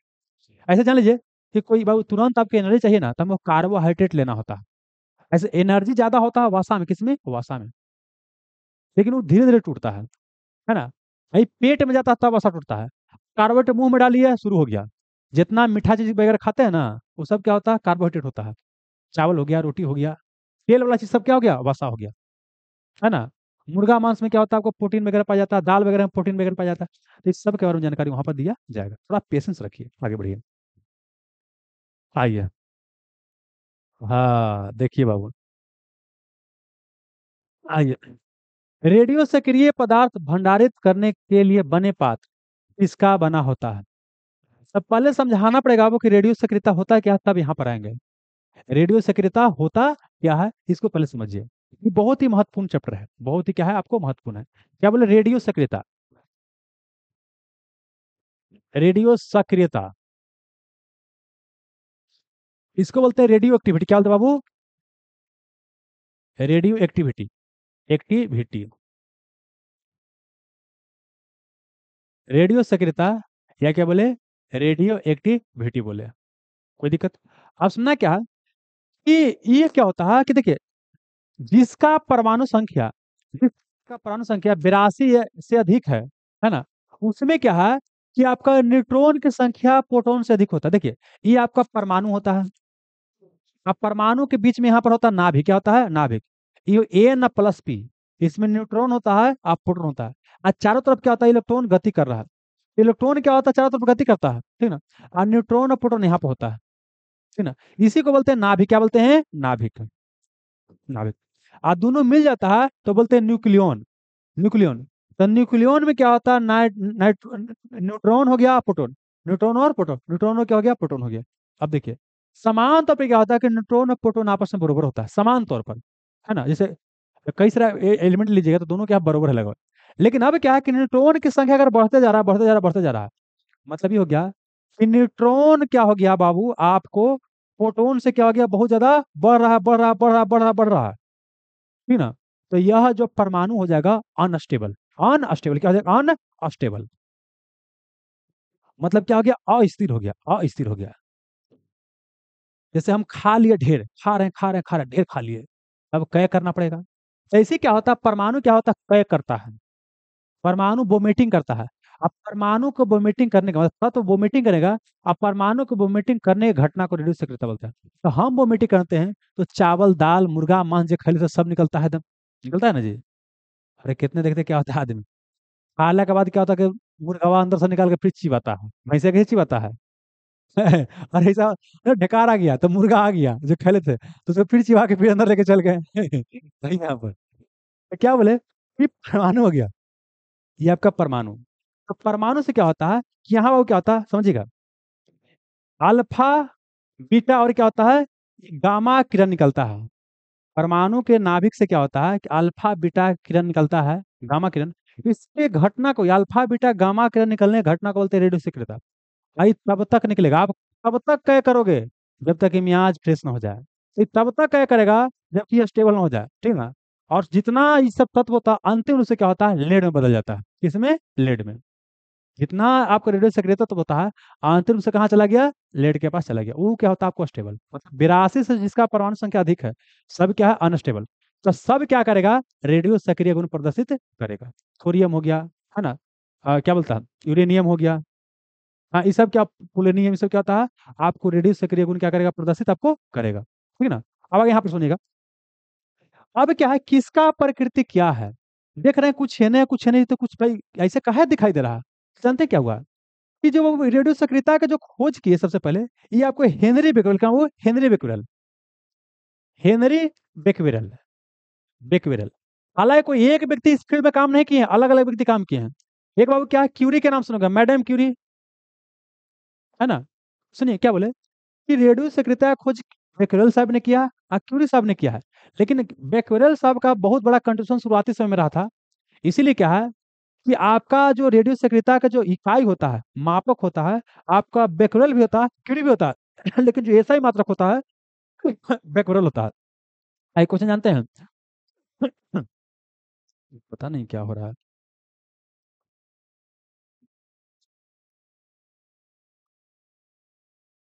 देखिए, रेडियो सक्रियता का इकाई जो होता है, बेकवेल भी होता है और क्या होता है? क्यूरी भी होता है। लेकिन ऐसा ही मात्रक बेकवेल होता है, वही एक अन्य इकाई है। जानते हैं, बिहार सचिवालय सहायक एग्जाम में क्वेश्चन पूछा गया था 2016 वाला, 14 में जो फॉर्म आया था, हमसे मेंस में गलती हो गया था, ठीक ना। वहां पर पूछा कौची इसका ऐसा ही मात्रक होता है। आलूसन वगैरह में कहीं इस शब्द का इस्तेमाल नहीं किया कौची होता है, बोले कि क्यूरी इसका इकाई होता है, तो क्यूरी बना के चलाएं। अब बेकरल भी था, ऐसा ही मतलब क्या होगा? बेकरल होगा। आज जो रेडियो सक्रियता की माप होता है, इसको अब वो जीएम काउंट, क्या वो जीएम काउंटर से, जीएम काउंटर से रेडियो सक्रियता की माप करते हैं। तो जानते हैं क्या हुआ, कोई बाबू नाभिक से निकल रहा था, तो इसके इसके बगल में क्या हुआ, इलेक्ट्रिक फील्ड को अप्लाई करके देखा गया। क्या? इलेक्ट्रिक फील्ड अप्लाई करके देखा गया। तो यहाँ पर क्या किया कि इलेक्ट्रिक फील्ड लगा दिया, मतलब यहाँ पर लगा दिए। तो यहाँ पर क्या किए कि माइनस था, इधर क्या था आपको? प्लस था। एक तरफ माइनस, एक तरफ क्या था? प्लस था। सब देखिए क्या होता है, आप पढ़े होंगे, चार्ज का प्रॉपर्टी होता है कि सिमिलर तरह का चार्ज रहेगा वो रिपेल करेगा, दूर भगाएगा। और वो अलग अलग तरह का चार्ज क्या करेगा? आकर्षित करेगा। प्लस प्लस रहेगा तो क्या होगा? रिपेल करेगा, प्रतिकर्षित करेगा। लेकिन माइनस और प्लस रहेगा तो घींच लेगा। चाहे प्लस प्लस रहे, देखिए अगर प्लस और प्लस चार्ज है तो हेने भगाएगा, हेने भगाएगा, सिमिलर चार्ज रिपेल करेगा। माइनस माइनस है, एक दूसरे को भगाएगा, लेकिन एगो प्लस और माइनस है तो बोले कि आजा रे तुझे प्यार है पुकारे, आ जाएगा। तो आप समझिए क्या हुआ कि बीटा किरण कहाँ गया, आपको पॉजिटिव की तरफ चला गया। है बाबू, ये पॉजिटिव की तरफ चला गया, इसका मतलब क्या हो गया, माइनस। अरे होता है ना जी, देखिए आप लोग बच्चा आप नहीं है, देखिए क्या होता है, लड़का के लड़की के प्रति झुकाव होता है, और लड़की के लड़का के प्रति समान तौर पर क्या होता है, झुकाव होता है। हालांकि आजकल तो बहुत तरह के प्रॉपर्टी आ गया। अब लड़का लड़का के प्रति झुकाव होता है, लड़की के लड़के के प्रति, कितने के दोनों के प्रति, है ना जी। तो उसका नाम अलग अलग होता है, इसे पूछना सकता है। ऐसे मेल फीमेल होता है, ठीक है ना। फिर कई तरह के जेंडर आ जाता है, तो फिलहाल उसको छोड़ देते हैं, यहाँ पर आते हैं। तो निगेटिव होगा तब तो पॉजिटिव के पास गया, इसका मतलब यह हो गया कि बीटा क्या है, आपको निगेटिव है। और ये आया अल्फा कहाँ गया, पॉजिटिव की तरफ, मतलब निगेटिव, इधर निगेटिव क्यों आया है, इसका मतलब ये पॉजिटिव होगा। अल्फा पे हो गया पॉजिटिव, इस पर हो गया निगेटिव। आई बाबू क्या हो गया, निकल गया सीधे। 3 4 को आदमी जा रहा था, है ना, एगो क्या हुआ कि लड़की तरफ चला गया, तो हम ये निकालिए कि वो लड़का होगा, है ना। आया वो लड़का की तरफ चला गया, हम मान के चले कि वो लड़की होगी, है ना। आया वो कोई प्रभाव नहीं पड़ा, मतलब उसका सेक्सुअल ओरिएंटेशन कुछ है ही नहीं है, वो न्यूट्रल है, उसको कोई मतलब दुनिया से नहीं, एकदम उसको ज्ञान की प्राप्ति हो गया है कि सब फालतू है, मोह माया है ना। उससे देख क्या हो गया, निकल गया, है ना। तो मतलब कि ये क्या हो, गामा जो हो गया, ये क्या हो गया, सीधे आपको निकल गया। यहाँ तक क्लियर हो रहा है। बोलिए, इस पर कोई चार्ज होगा नहीं, इसका प्रकृति कैसा है, उदासीन है। ये क्या है, नेगेटिव चार्ज हो गया, ये क्या हो गया, पॉजिटिव चार्ज हो गया। तब यहाँ से क्या करते हैं, तीनों कण में, इतना पढ़ने के बाद क्या करना है, तीनों कण में क्या करना है, आपको अंतर ढूंढने का क्या करना है, प्रयास करना है, क्या करना है, अंतर बाबू। तब आइए बाबू, एक तरफ क्या होगा, अल्फा हो जाएगा, एक तरफ क्या हो जाएगा, बीटा, एक हो जाएगा गामा। गामा, पहले बात करते हैं क्या, ये क्या हो गया, पॉजिटिव चार्ज, ये हो गया नेगेटिव हो गया, यहीं पर नो चार्ज, उदासीन, एक क्या हो गया, आपको जीरो, उदासीन हो गया। अगला क्या है, यह किसके जैसा होता है, ये हीलियम के नाभिक जैसा है, हीलियम के नाभिक जैसा है।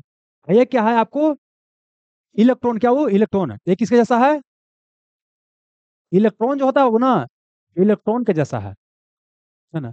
आई बाबू, विद्युत चुंबकीय तरंग हो गया, ये क्या हो गया, विद्युत चुंबकीय तरंग हो गया, ये क्या हो गया, विद्युत चुंबकीय तरंग हो गया। अब आगे समझिए, इसका संकेत क्या होता है, अल्फा। देखिए नीचे वाला होता है परमाणु संख्या, और ऊपर होता है परमाणु भार। तो इसको ऐसे लिख सकते हैं कि हीलियम में क्या होता है कि 2 को परमाणु संख्या होता है और 4 को परमाणु भार होता है। तो नीचे परमाणु संख्या को लिखते हैं, ऊपर परमाणु भार को लिखते हैं, नीचे परमाणु संख्या को, ऊपर परमाणु भार को, तो इसको इसे दिखा सकते हैं। और इसका होता है वो इससे, बस, मतलब ये इलेक्ट्रॉन है क्या है, जैसा है, ठीक ना। इसको बीटा ऐसे भी कर सकते हैं बाबू, सकते हैं ना। और इस पर कुछ नहीं करेंगे, बस खाली गामा पर जीरो, कुछ ही नहीं बाबू। अब आते हैं, अब बोलिएगा वेधन क्षमता, क्या वो वेधन क्षमता, पेनेट्रेटिंग पावर, है ना। अब समझिएगा, आप तैयारी कर रहे हैं, कभी लड़कियों जरूर घूम रहे हैं, कभी लड़कों जरूर घूम रहे हैं, कभी पार्टियों कर रहे हैं, कभी मस्तियों कर रहे हैं, तो आपको जल्दी नौकरी हो जाएगा।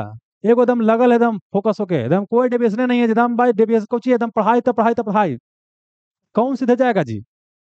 हाँ, तो बोलिए अल्फा बीटा गामा में कौन सीधे जा रहा था, गामा।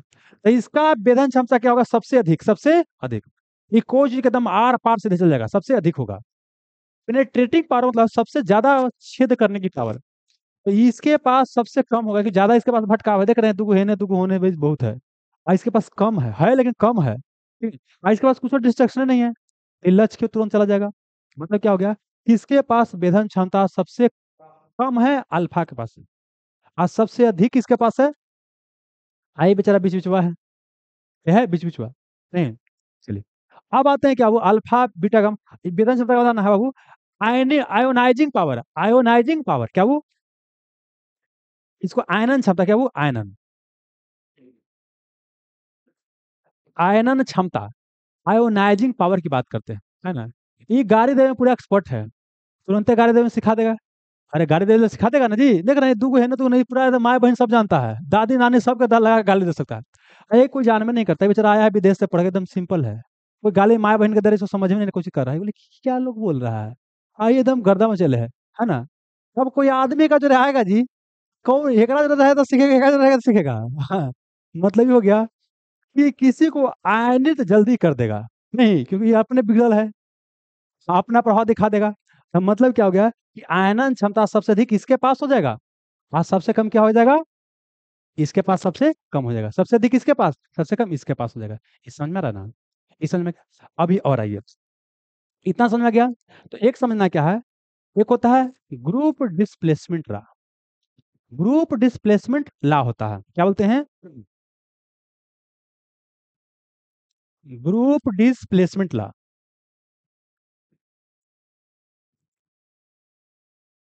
इसको बोलते हैं वर्ग विस्थापन नियम। वर्ग विस्थापन नियम, वर्ग विस्थापन नियम। ये पहले कौन दिया था आ क्या है दोनों को समझेंगे, लेकिन सबसे पहले जो दिया उसका नाम जान लीजिए, क्या होता है बाबू इसका नाम, सॉडी एवं फैजेंस। क्या नाम है, सॉडी एवं फैजेंस। ये दो व्यक्ति मिल करके कौन से दिए हैं, ग्रुप डिस्प्लेसमेंट ला। ये दो व्यक्ति मिलकर क्या दिए हैं, ग्रुप डिस्प्लेसमेंट ला दिया। तो ग्रुप डिस्प्लेसमेंट मतलब क्या है, ग्रुप में है उन्हें डिस्प्लेस कर रहा है, वर्ग में उन्हें विस्थापन हो रहा है। अब पढ़िएगा पीरियोडिक टेबल, क्या वो पीरियोडिक टेबल है, ये है पीरियोडिक टेबल। ऐसा का कितना है, 18 को है बाबू। ऐसा कितना है, 7 को है। तो इस खड़ा को बोलते हैं वर्ग, और इसको बोलते हैं नीचे वाला को आवर्त। ये खड़ा को बोलते हैं वर्ग, और इसको बोलते हैं आवर्त। ये हम समझाएंगे आगे, लेकिन मोटा मोटी समझिए। तो वर्ग में क्या है कि हेने के होने जा रहा है, हेने के होने जा रहा है। मैंने कोई तत्व है बाबू, उससे अल्फा बीटा गामा करने निकलेगा तो उसका स्थान तो बदल नहीं करेगा। देखिए पीरियोडिक टेबल में समझना क्या है कि जो अब वो वर्तमान जो हमारा आवर्त सारणी है ना, जिसमें तत्वों को सजाया गया है उसके गुण के आधार पर, तो परमाणु संख्या के बढ़ते क्रम में है। पुराना जो पीरियोडिक टेबल था उसमें परमाणु भार के बढ़ते क्रम में था, उसको मेंडलीव का पीरियोडिक टेबल कहते हैं। मेंडलीव का पीरियोडिक टेबल क्या था, आपको परमाणु भार पर था, और यहाँ परमाणु संख्या पर, जिसको मोसले का बोलते हैं, मोसले का आवर्त सारणी। आधुनिक आवर्त सारणी ये क्या है, मोसले का नियम है, और यह परमाणु संख्या पर है, परमाणु संख्या पर है। अब उसे अल्फा बीटा गामा निकलेगा, तो परमाणु संख्या में तो कमी कुछ होगा ना। तो जो ई बाबू इसी के आधार पर है बाबू, परमाणु संख्या का, परमाणु संख्या बढ़ेगा घटेगा तो होने जाएगा जी। तो इसी को बोलते हैं ग्रुप डिस्प्लेसमेंट लॉ। कोई दिक्कत? अब समझना क्या है, अगर क्या है कोई तत्व है, कोई क्या है तत्व है, कोई एक्स तत्व है, कोई एक्स क्या है आपका तत्व है। तो नीचे क्या हो गया, देखिए परमाणु संख्या को हम जेड दिखाते हैं नीचे, और ये हो गया ऊपर परमाणु भार।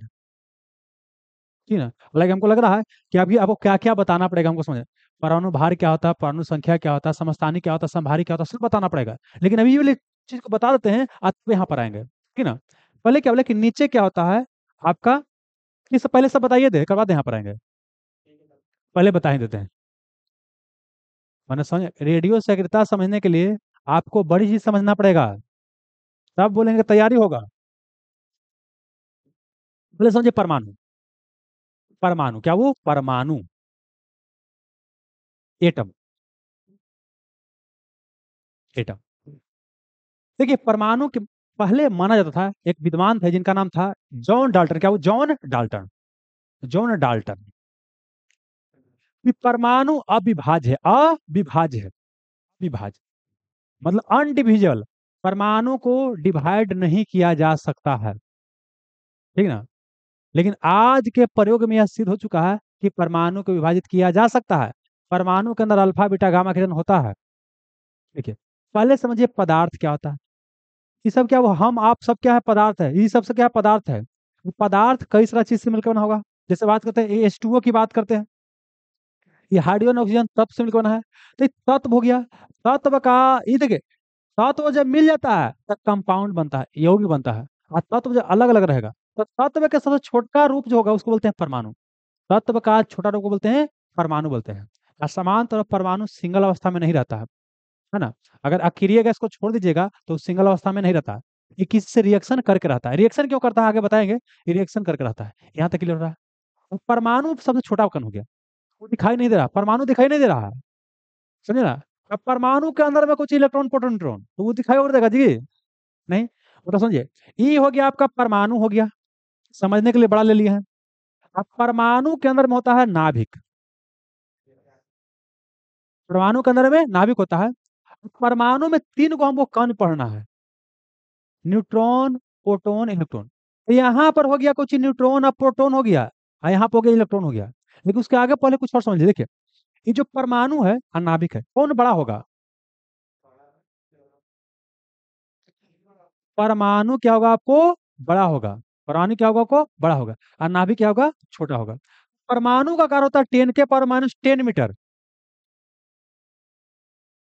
ठीक है ना? और जो नाभिक होता है 10 के पावर -15। बोले क्या है सर, ये तो 15 बड़का ना होगा? देखिए, माइनस में रहेगा तो छोटा होता जाएगा। अगर प्लस में रहता तो बड़ा होता, लेकिन माइनस में क्या होगा? छोटा होगा। तो 10 के पावर -10 मीटर परमाणु का आकार होता है। और नाभिक का 10 के पावर -15 मीटर होता है। ये पॉइंट क्लियर हो गया, ठीक ना? अगला क्या? यहाँ न्यूट्रॉन प्रोटॉन होता है। ये क्या हो गया आपका? इलेक्ट्रॉन घूमते रहता है। ये जो एन और पी हो गया, इसी को बोलते हैं कोची बाबू? नाभिक। नाभिक में कोची होता है? न्यूट्रॉन और प्रोटॉन। अब सुनिए, प्रोटॉन प से प्रोटॉन और प से पॉजिटिव चार्ज। प से प्रोटॉन, प से पॉजिटिव चार्ज। अब क्या बोले कि न से न्यूट्रॉन, न से कोई चार्ज नहीं, न से नो चार्ज, न से नो चार्ज। आई से क्या हो गया? Negative charge. प से प्रोटॉन और प से पॉजिटिव चार्ज। और न से न्यूट्रॉन, न से नो चार्ज। इलेक्ट्रॉन पे हो गया निगेटिव। तो मतलब यहाँ पर पॉजिटिव चार्ज रहता होगा, ठीक ना? तो एक रदरफोर्ड विद्वान थे, ये यहाँ से कहा कि ना कि अल्फा किरण पास करवा रहे थे।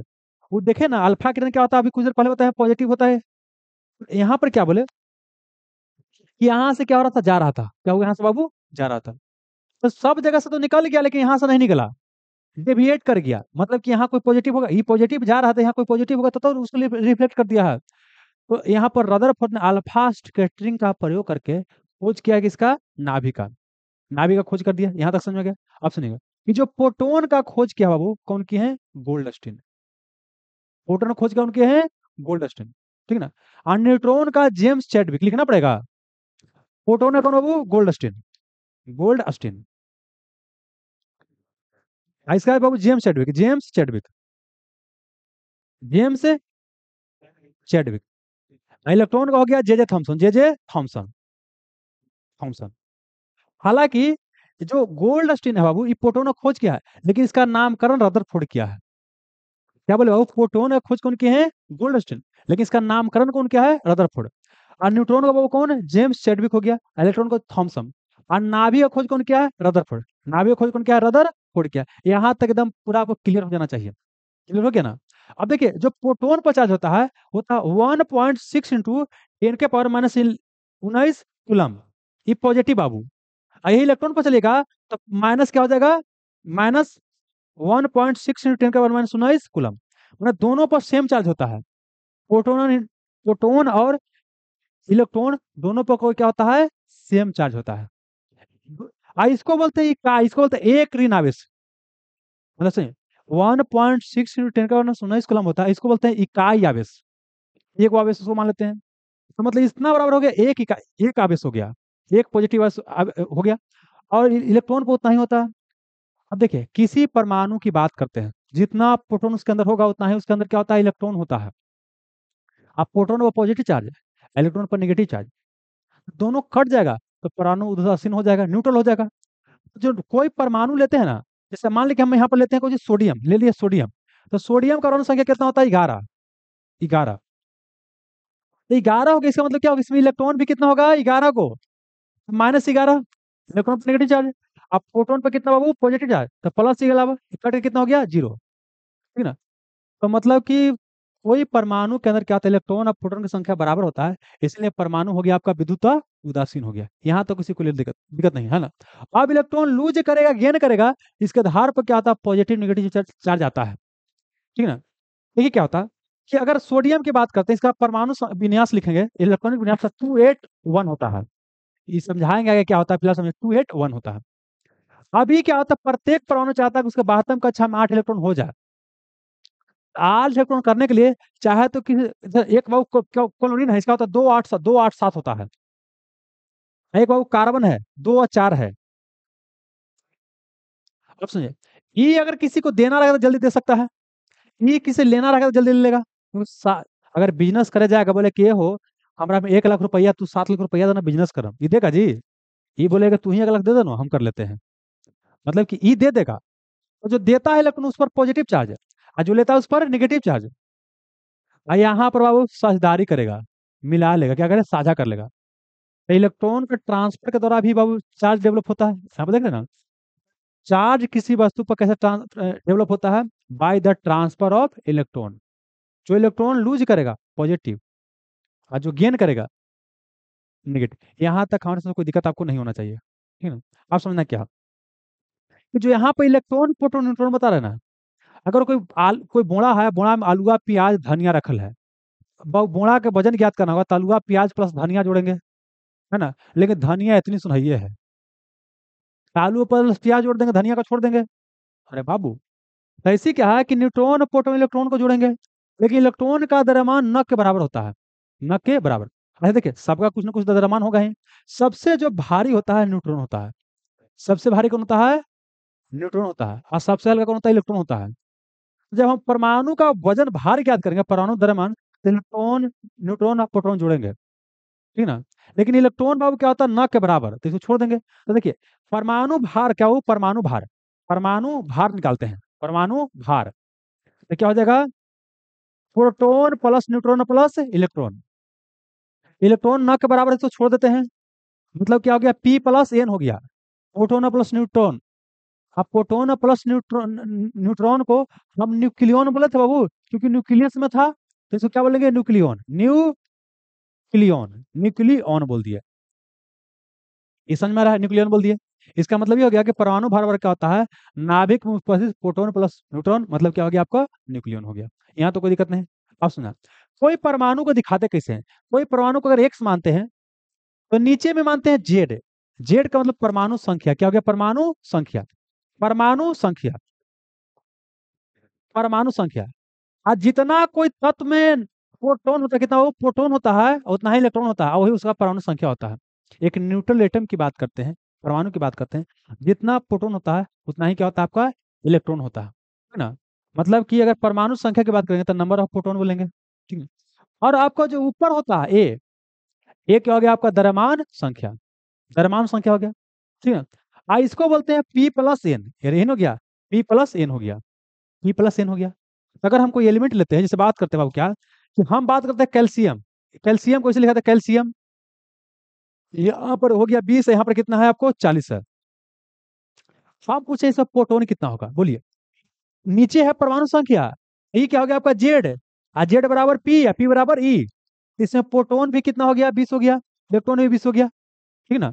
अब हम पूछेंगे कि इसका परमाणु द्रव्यमान, ये हो गया परमाणु द्रव्यमान। अब पूछेंगे एक बाबू निकालिए न्यूट्रॉन की संख्या। तो समझिए ये फार्मूला क्या होता है, यहाँ पर बताए क्या कि ए बराबर हुआ पी प्लस एन, ए बराबर पी प्लस एन। तो अगर आपको एन निकालना होगा, एन न्यूट्रॉन की संख्या, न्यूट्रॉन की संख्या, तो क्या करेंगे? ए माइनस पी करेंगे। आप वो करेंगे, तो मतलब ऊपर वाला में से नीचे वाले में घटा देंगे ई वाला, तो क्या निकल जाएगा? न्यूट्रॉन की संख्या। एक हम बताते हैं, जैसे हम बात करते हैं सोडियम, सोडियम, सोडियम को ए से दिखाते हैं 11 और 23। इसमें प्रोटॉन इलेक्ट्रॉन न्यूट्रॉन पूछेगा, बोलिए क्या हो जाएगा? इसमें बाबू जेड परमाणु संख्या 11 हो जाएगा, उतना ही प्रोटॉन, उतना ही क्या हो जाएगा? इलेक्ट्रॉन हो जाएगा। और यहाँ पर द्रव्यमान कितना हो गया? 23 हो गया। अब क्या है? निकालना है आपको न्यूट्रॉन की संख्या। ए बराबर होता है पी प्लस एन, एन बराबर क्या हो जाएगा? ए माइनस पी। मतलब ऊपर में से नीचे वाला क्या करेंगे? घटाएंगे, तो क्या निकल जाएगा? न्यूट्रॉन की संख्या निकल जाएगा। मतलब हो गया 23 माइनस 11, तो कितना हो गया? बोलो, 12 हो गया। तो ये तो आपको समझ में आ रहा है, इलेक्ट्रॉन प्रोटॉन न्यूट्रॉन बाबू, ठीक है ना। कोई दिक्कत? नीचे परमाणु संख्या, ऊपर में परमाणु भार होता है, उसको परमाणु द्रव्यमान भी बोल सकते हैं बाबू। यहाँ तक किसी को देखते हैं प्रोटॉन इलेक्ट्रॉन न्यूट्रॉन क्या होता है, समझ में आ गया? आप समझ क्या? आप समझना है परमाणु संख्या अधिक समस्थानिक और संभारिक, समस्थानिक और संभारिक।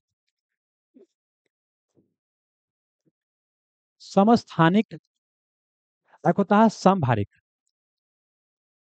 संभारिक, समस्थानिक और क्या हो गया आपका? संभारिक। समस्थानिक को बोलते हैं आइसोटोप, क्या बोलते हैं? आइसोटोप्स बोलते हैं। और संभारिक बोलते हैं आइसोबार, क्या बोलते हैं? आइसोबार कहा जाता है। असमस्थानिक क्या होता है? स्थान समान हो, स्थान मतलब परमाणु संख्या क्या हो? समान हो। क्योंकि नया जो पीरियोडिक टेबल है, ये परमाणु संख्या के बढ़ते क्रम से सजाया गया है, तो जिनका स्थान समान हो मतलब परमाणु संख्या समान हो, तो देखिए समस्थानिक क्या होता है? एक ही तत्व में होगा, क्या एक ही तत्व होगा, और एक ही तत्व के दो परमाणु होगा जिनका परमाणु संख्या समान होगा लेकिन द्रव्यमान संख्या भिन्न होगा। मतलब कि अगर एक से एक वाई है, मतलब यहाँ पर अगर हम लिखते हैं जेड, तो ये भी जेड 1 ये जेड 2, तो दोनों बराबर होना चाहिए। ऊपर वाला अलग हो कोई दिक्कत नहीं है, लेकिन नीचे वाला क्या होगा, समान होगा। नीचे वाला क्या होगा, समान होगा। मतलब कि आइसोटोप क्या हो गया, आइसोटोप का अगर हम डिफिनेशन देना चाहें कि एक ही तत्व के, हाँ एक ही तत्व के दो या दो से अधिक परमाणु जिनका परमाणु संख्या समान है लेकिन द्रव्यमान संख्या भिन्न है, उन्हें बोलते हैं समस्थानिक, बोलते हैं उन्हें बोलते हैं समस्थानिक बोलते हैं। एग्जाम्पल के लिए बाबू बात करते हैं, हम ऑक्सीजन की बात करते हैं, क्या हो ऑक्सीजन, क्लोरीन की बात करते हैं। क्लोरीन 17 हो गया, क्लोरीन बाबू क्या हो गया 17। अरे क्लोरीन है तो 17 है रहेगा ना जी, लेकिन यहाँ पर है 35, यहाँ पर है 37 है, यहाँ पर 35, यहाँ पर क्या हो गया आपको 37 हो गया। समझ में कुछ आ रहा है? मतलब यहाँ पर क्या देख रहे हैं कि परमाणु संख्या दोनों में क्या है, समान है, परमाणु संख्या समान है, लेकिन द्रव्यमान संख्या क्या है, भिन्न है। तो ऐसे को बोलते हैं समस्थानिक। और समस्थानिक में देखना क्या है कि परमाणु सेम है, परमाणु क्या है, सेम है। तो अब इतना सा काम चल जाएगा खाली। पहले तो यही खाली क्वेश्चन पूछा था कि समस्थानिक क्या होता है। तो एक ही तत्व के दो ऐसे परमाणु जिनका क्या है, परमाणु संख्या समान है लेकिन द्रव्यमान संख्या भिन्न है, समस्थानिक हो गया। लेकिन अब पूछते हैं समस्थानिक में क्या सेम है क्या डिफरेंट है बाबू। देखिए यहाँ बाबू क्या, यही बराबर जेड होता है, यही बराबर क्या होता है पी होता है, यही बराबर क्या होता है ई होता है। मतलब कि जितना परमाणु संख्या उतना ही प्रोटॉन की, उतना ही इलेक्ट्रॉन की संख्या। मतलब समस्थानिक में क्या हो गया, आपका परमाणु संख्या समान होगा, प्रोटॉन की संख्या समान होगा, इलेक्ट्रॉन की संख्या समान होगा, लेकिन न्यूट्रॉन की संख्या निकालने के लिए क्या करते हैं, ऊपर में से नीचे का वो घटाते हैं, द्रव्यमान में से किसको घटाते हैं, प्रोटॉन की संख्या घटाते हैं। तो मतलब क्या हो गया कि यहाँ अगर निकालिएगा तो यहाँ देखिए 35 में 17 गया तो कितना 18, और 37 में 17 गया तो 20। मतलब यहाँ एन सेम है बाबू, एन सेम नहीं, यहाँ भी 18, यहाँ पर क्या है 20 है। मतलब समभारिक में क्या डिफरेंट हो गया, न्यूट्रॉन आपका डिफरेंट हो गया, और प्लस परमाणु भार क्या हो गया, परमाणु भार अलग, परमाणु भार क्या हो गया आपको अलग हो गया, अलग।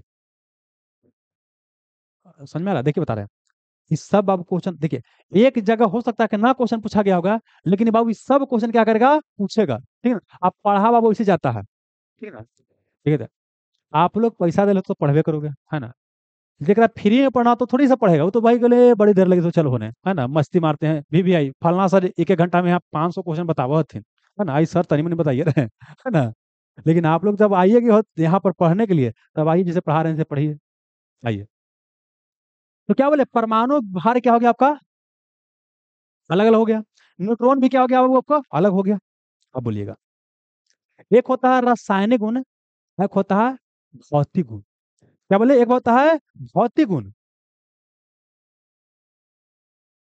एक होता है रासायनिक गुण। क्या होता है, रासायनिक गुण, रासायनिक गुण, रासायनिक गुण।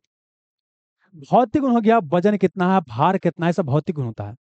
वजन और भार अलग ना हो गया जी, तो मतलब क्या होगा, भौतिक गुण क्या होगा अलग, और भौतिक गुण क्या हो गया अलग हो गया। लेकिन देखिए किसी भी तत्व का जो रासायनिक गुण होता है इलेक्ट्रॉन की संख्या के ऊपर डिपेंड करता है, क्योंकि तो लड़ाई झगड़ा करने इलेक्ट्रॉन नहीं जाता है। अरे प्रोटोनवा न्यूट्रॉनवा तो बेचारा यहाँ अपना यहाँ घुसल है जी, निहाली में घुसल है दोनों, है ना। आई इलेक्ट्रॉनवा है ना घूम रहा है, पूछो तो क्या है यही ना जाएगा जी। मतलब ये तो बाबू लुकायल है। किसी, देखिए जितना इलेक्ट्रॉन होगा, मतलब क्या बोल सकते हैं, किसी तत्व का जो रासायनिक गुण होता है ना, उसमें उपस्थित क्या होता है, इलेक्ट्रॉन पर निर्भर करता है। तो दोनों में बोले तो इलेक्ट्रॉनवा सेम है जी बाबू। अरे यहाँ 17 वहां 17 है, तो इसका रासायनिक गुण क्या हो जाएगा, समान हो जाएगा, क्या हो जाएगा, समान हो जाएगा। एक बार समस्थानिक के बारे में फिर से आपको बता देते हैं क्या बोले। समस्थानिक का पहले परिभाषा पूछेगा, तो समस्थानिक बोलते हैं आइसोटोप्स बोलते हैं, आइसोटोप्स बोलते हैं। एक ही तत्व को होगा, एक ही तत्व होगा, एक ही तत्व के दो या दो से अधिक परमाणु, वो भी हो सकता है दो से अधिक भी हो सकता है, जैसे ऑक्सीजन के बाद 3 को होता है समस्थानिक, हाइड्रोजन का 3 समस्थानिक होता है ना, अभी थोड़ा देर में बताएंगे। एक ही तत्व के, एक ही तत्व के दो या दो से अधिक परमाणु जिनका परमाणु संख्या समान है लेकिन द्रव्यमान संख्या भिन्न है, उसे बोलते हैं समस्थानिक, उसे बोलते हैं समस्थानिक। ये हो गया पॉइंट क्लियर। अब चूंकि बाबू क्या है, परमाणु संख्या समान है, तो परमाणु संख्या समान मतलब प्रोटॉन की संख्या समान, इलेक्ट्रॉन की संख्या समान, प्रोटॉन की संख्या समान, इलेक्ट्रॉन की संख्या समान है, अब परमाणु संख्या तीनों क्या है, समान है। इलेक्ट्रॉन की संख्या समान है तो आपका रासायनिक गुण भी क्या हो जाएगा, समान हो जाएगा। क्लियर हो गया। अब परमाणु भार अलग अलग है तो न्यूट्रॉन की संख्या क्या हो जाएगा, अलग। न्यूट्रॉन की संख्या अलग हो जाएगा। परमाणु भार क्या हो गया आपको, अलग है, तो न्यूट्रॉन की संख्या भी क्या हो जाएगा, अलग हो जाएगा। अब भौतिक गुण भी आपका क्या हो जाएगा, अलग हो जाएगा। ये हो गया आइसोटोप का क्या हो गया, विशेषता हो गया। है ना। जैसे कुछ एग्जांपल लीजिएगा, तो एक हाइड्रोजन वाला पूछता है, क्या हाइड्रोजन वाला क्या पूछता है, हाइड्रोजन वाला। देखिए कुल तो समझ में आ गया। हाइड्रोजन की बात करें, हाइड्रोजन का देखिए होता है एच एच एच बाबू, सब एच रहेगा। यहाँ एक एक एक सब एक रहेगा। परमाणु संख्या तो सब समान है ना, लेकिन यहाँ होता है कुछ एक दो तीन। परमाणु भार एक दो तीन, एक दो तीन हो गया। अब आगे समझना है, देखिए मतलब कि हार्डवेयर ने कितना समाधान हो गया, तीन गो।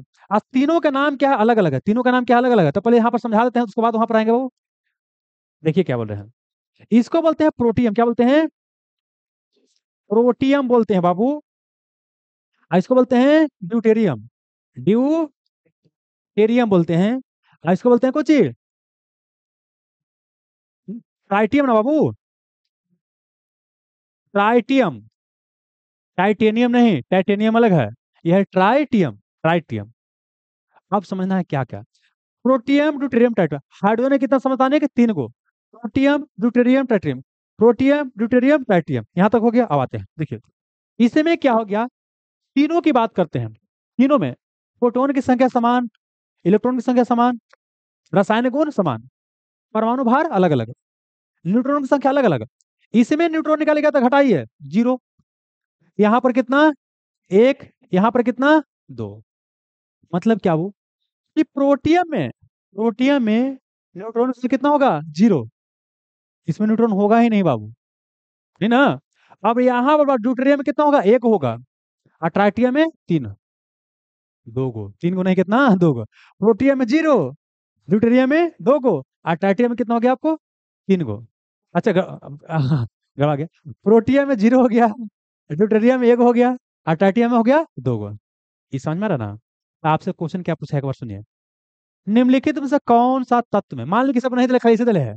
निम्नलिखित में से कौन सा तत्व में, निम्नलिखित में से कौन सा तत्व में न्यूट्रॉन नहीं पाया जाता है, ऑप्शन सुनिए।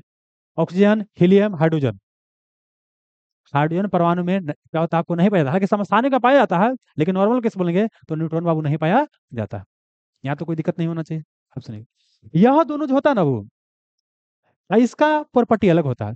यह होता है क्या बाबू, रेडियो सक्रियता, क्या वो, इसमें क्या होता है कि रेडियो सक्रिय गुण क्या होता है इसमें बाबू, रेडियो सक्रिय गुण इसमें पाया जाता है, जबकि इसमें रेडियो सक्रिय गुण नहीं पाया जाता। तो हाइड्रोजन के कौन सा समस्थानिक में रेडियो सक्रिय गुण पाया जाता है, ट्राइटिया में क्या होता है आपको रेडियो सक्रिय गुण पाया जाता है। अब देखिए, जब हम जल बनाते हैं तो यहाँ लिखते हैं H2O, मतलब इसको लिखे है ना। इसको जानते हैं, फिर लिख दिखाते हैं डी से, क्या वो डी से, ड्यूटेरियम को डी से। यहाँ हो गया D2O, ये हो गया साधारण जल, ये हो गया आपको भारी जल। अकेले हैं? बैठ, अभी बैठ जाइए, बैठ जाइए, थोड़ा देर समय लगेगा। अभी 10 मिनट समय लगेगा बाबू। आपको लगता है हम कहीं देखे हैं बाबू। अच्छा वही तो बोल रहे हैं, अच्छा ठीक है, रुक जाइए थोड़ा सा। देखिए यहाँ पर क्या बोले, यहीं रहते हैं क्या, यहीं रहते हैं, अच्छा अच्छा ठीक। अच्छा ठीक है, थोड़ा सा रुकिए। देखिए यहाँ पर क्या बोले, ये क्या हो गया, H2O हो गया, मतलब क्या बोले, साधारण जल हो गया। ये क्या हो गया आपको, भारी जल। अब जानते हैं इसका पूछता परमाणु भार कितना होगा। देखिए यहाँ दो को हो गया, और इसका वो भार एक होता है। ऑक्सीजन कितना हो गया, 16 हो गया, तो 16 दो कितना हो गया, 18 हो गया। जबकि यहाँ बात करते हैं बाबू कि यहाँ देखिए दो को हो गया। अच्छा देखिए यहाँ पर क्या बोले, कुछ देर पहले बोले हैं, इसका ड्यूटेरियम का जो परमाणु भार होता है कितना होता है, अरे दोनों बोले हैं जी। यहाँ पर कितना हो गया, 16। तो दो दूनी चार और प्लस कितना, 16, कितना हो गया, 20 हो गया। बस समझिएगा। यहाँ पर साधारण जल कितना हो गया आपको, 18, और भारी जल कितना हो गया, 20। अब देखिए दोनों का इस्तेमाल अलग अलग होता है। यहाँ इसको वो पीने में इस्तेमाल करते हैं, और इसका इस्तेमाल परमाणु रिएक्टर में करते हैं। अब किस तरह से इस्तेमाल होता है जब परमाणु रिएक्टर बताएंगे तब बताएंगे, ठीक ना। अभी हमारा टॉपिक बाबू नहीं है। यहाँ तक समझ में आया क्या बता रहे थे, कंफ्यूज हो गया, क्या कंफ्यूज होगा बताइए। तो अपना मन में बोलिए। तब जाकर के होगा। तो समझ में आया क्या समस्थानिक क्या होगा मोटा मोटी। अब थोड़ा सा जान लीजिए समभारिक के बारे में।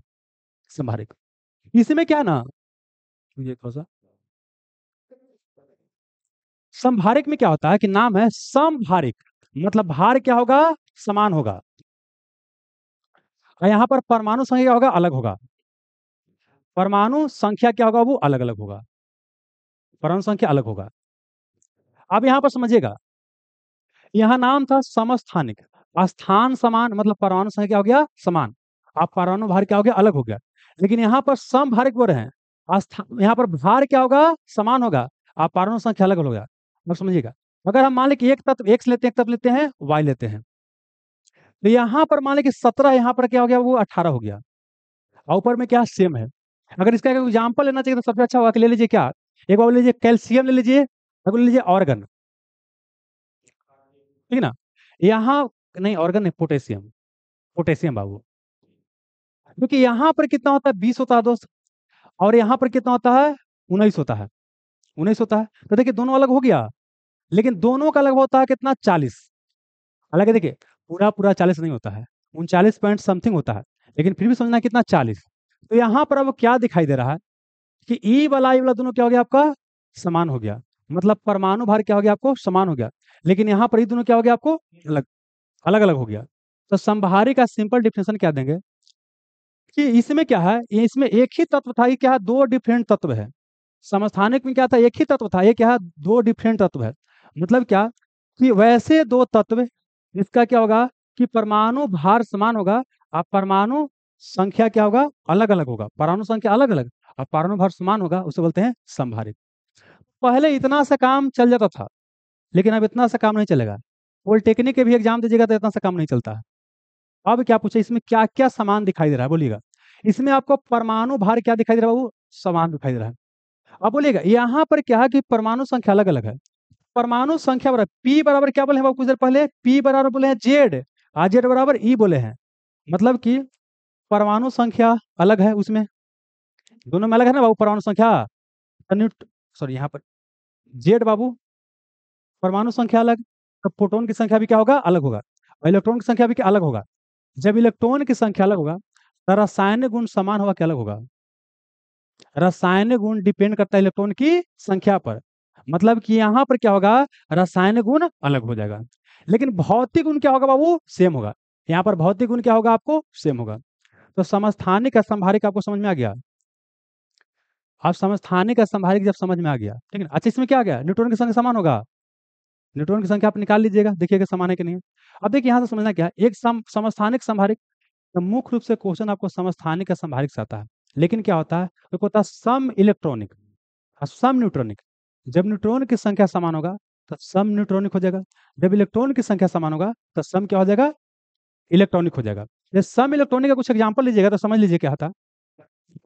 जैसे बाबू क्या है कि यहाँ पर सोडियम की बात करते हैं और हम बात करते हैं मैग्नीशियम की बात करते हैं। अगर सोडियम के क्या होता है, 2 8 क्या उतना होता है, 1 होता है। यहाँ 2 8 बाबू 2 होता है। इसको इलेक्ट्रॉनिक कन्फिग्रेशन लिखेगा तो 2 8 1 हो जाएगा, यहाँ हो जाएगा 2 8 2 हो जाएगा, ठीक है। आप समझिए कि अगर ये एक इलेक्ट्रॉन दे देगा, दे दिया, इस पर को पॉजिटिव चार्ज चढ़ जाएगा। अब जो इसको देखेंगे बाबू तो 2 8 हो जाएगा, इन हो जाएगा। अगर ये 2 इलेक्ट्रॉन क्या अगर किसी को दे देगा तो 2 को पॉजिटिव चार्ज चढ़ा देंगे, यहाँ पर 2 8 हो जाएगा। और 2 किसी को दे दिया है, तो मतलब देखा जाए तो वर्तमान में क्या दिखाई दे रहा है कि 10 इलेक्ट्रॉन इसमें है और 10 इलेक्ट्रॉन क्या है आपको इसमें है। यही हो गया कुछ सम सम इलेक्ट्रॉनिक, क्या हो गया, सम इलेक्ट्रॉनिक। ऐसी सम न्यूट्रॉनिक बना लीजिएगा, ठीक ना। तो मतलब समस्थानिक संभारिक सम इलेक्ट्रॉनिक सम न्यूट्रॉनिक मोटा मोटा समझ में आ गया है ना। अच्छा आप लोग बताइएगा, आप लोग को समझ में आ रहा है कि नहीं बाबू। नहीं समझ में आएगा तो बोलिएगा, उसको दोबारा रिवीजन करवा देंगे। अब देखिए जब इतना समझ में आ गया तब फिर दोबारा कहाँ जाना है, जहाँ आपको बता रहे थे कहाँ पर, यहाँ पर ग्रुप डिस्प्लेसमेंट। ग्रुप डिस्प्लेसमेंट ला बता रहे थे। वर्ग विस्थापन नियम में क्या होता है, बोलता है कोई तत्व से क्या होता है, अल्फा बीटा गामा किरण क्या होगा निकलेगा, तो क्या प्रभाव पड़ेगा। पहले समझिए क्या होता है, हम इससे क्या निकाल रहे हैं, अल्फा। अल्फा निकालने का मतलब क्या है कि 2 को क्या होगा, परमाणु संख्या में कमी होगा, और 4 को क्या होगा, परमाणु भार में क्या होगा, कमी होगा। और जो यहां से अगर बाबू निकालेंगे, अगर इसे हम बीटा निकालेंगे तो इसमें क्या होता है कि बीटा में क्या होता है कि देखिए इसमें जो होता है परमाणु संख्या ये क्या होता है खाली बढ़ जाता है, क्यों देखिए ये जो ये होता है एक तरह क्या है इलेक्ट्रॉन है। इलेक्ट्रॉन का द्रव्यमान जब ले रहे थे तो क्या बताते हैं कि इलेक्ट्रॉन का द्रव्यमान लगभग क्या उतना होता है, जीरो होता है। इलेक्ट्रॉन का द्रव्यमान क्या होता है, लगभग जीरो होता है। और यहाँ पर क्या बोले कि परमाणु संख्या में क्या होगा, वृद्धि होगा। तो यहाँ पर जैसे होगा बाबू ना, तो यहाँ क्या हो जाएगा समझिएगा, जो नया तत्व मान ली कि वाई बनेगा तो जेड माइनस दो होगा, और यहाँ क्या हो जाएगा ए माइनस फोर। मतलब सिंपल भाषा में बोलेंगे, अगर एक परमाणु से, ये क्वेश्चन आगे पूछा गया है इसलिए बता रहे हैं, एक परमाणु से क्या होता है कि एक अल्फा निकलता है, तो दो का क्या हो जाएगा परमाणु संख्या में कमी हो जाएगा, और द्रव्यमान संख्या में चार की कमी हो जाएगा। जबकि अगर हम क्या करते हैं बीटा निकालते हैं तो द्रव्यमान संख्या पर कोई प्रभाव नहीं पड़ेगा, लेकिन परमाणु संख्या में क्या हो जाएगा, वृद्धि हो जाएगा। ये क्या हो जाएगा, वृद्धि हो जाएगा। अब बताइए बाबू कि अगर मान लेते हैं क्या है कि इसी की हम बात करते हैं, यहाँ पर मान ली कि 90 है, यहाँ पे कितना है 238 है। समझाने के लिए बता रहे हैं, कितना होगा भूल जाइए। अब इसमें से हम क्या किए, बीटा निकाल दिए, तो यहाँ पर क्या हो जाएगा एक्स 91 हो जाएगा, या एक्स के जगह इसको वाई मान लीजिए, और यहाँ क्या जगह 238 हाँ माइनस कितना जीरो, मतलब कितना हो गया वाई 91 और 238।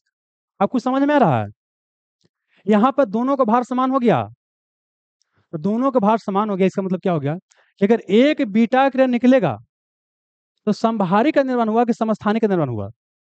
एक क्वेश्चन पूछता है कितना बीटा क्रिया निकलेगा तो आपको समभारी का निर्माण होगा, एगो।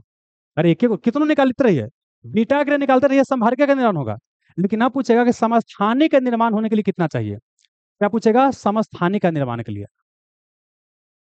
समस्थानिक के लिए। पहले समझिए बाबू क्या है, यार हम क्या किए हैं कि यहाँ पर एक्स था, यहाँ से क्या किए हैं वो अल्फा निकाले हैं। तो अल्फा यहाँ पर समझिए क्या कि जितना भी होगा मान लीजिए यहाँ पर हम 90 ही मानते हैं, 90 मानते हैं, यहाँ पे कितना मान लिया 238 मान लिए थे। अगर एक अल्फा निकाले तो दो और चार निकला बाबू, मतलब क्या हो गया कि जो नया आया कितना हो गया, 90 माइनस दो कितना हो गया 88 आ गया। और यहाँ क्या हो गया 238 माइनस कितना हो गया चार, कितना हो गया 234 हो गया। अब समझना क्या है, इससे हम क्या करते हैं बाबू, ये कोई बीटा निकाले, वो क्या चीज है बीटा निकाले हैं। जब बीटा निकालेंगे तो 88 एक 89 हो जाएगा। अगर दो का बीटा निकालेंगे तो 88 एक 89 क्या हो जाएगा 90। मतलब यहाँ पर दो बीटा निकाल लीजिए तो फिर से दोबारा 90 आ जाएगा जी, 90 आ जाएगा। और यहाँ पर कितना हो जाएगा 234 हो जाएगा, क्योंकि यहाँ जब निकल गया है ना एक बार, और बाद उतना ही रहेगा। तो मतलब क्वेश्चन क्या पूछेगा, कितना अल्फा और बीटा क्रय निकलेगा तो आपको समस्थानिक का निर्माण होगा। एक अल्फा निकलेगा और दो आपका बीटा निकलेगा, तब बनेगा कौन चीज समस्थानिक। समभारिक का निर्माण क्या होगा, कितनों बीटा निकालिए वो क्या बन जाएगा समभारिक। तो जब ये आ गया तब क्वेश्चन पा जाते हैं बाबू।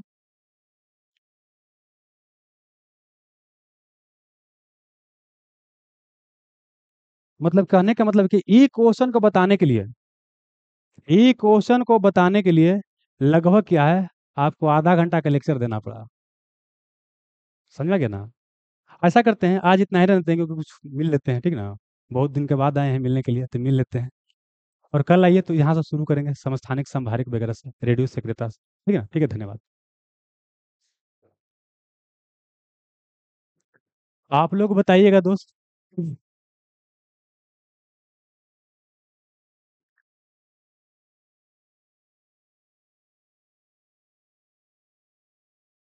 हाँ क्लास चल रहा है, अभी ऑनलाइन क्लास चल रहा है। ये बता रहे हैं।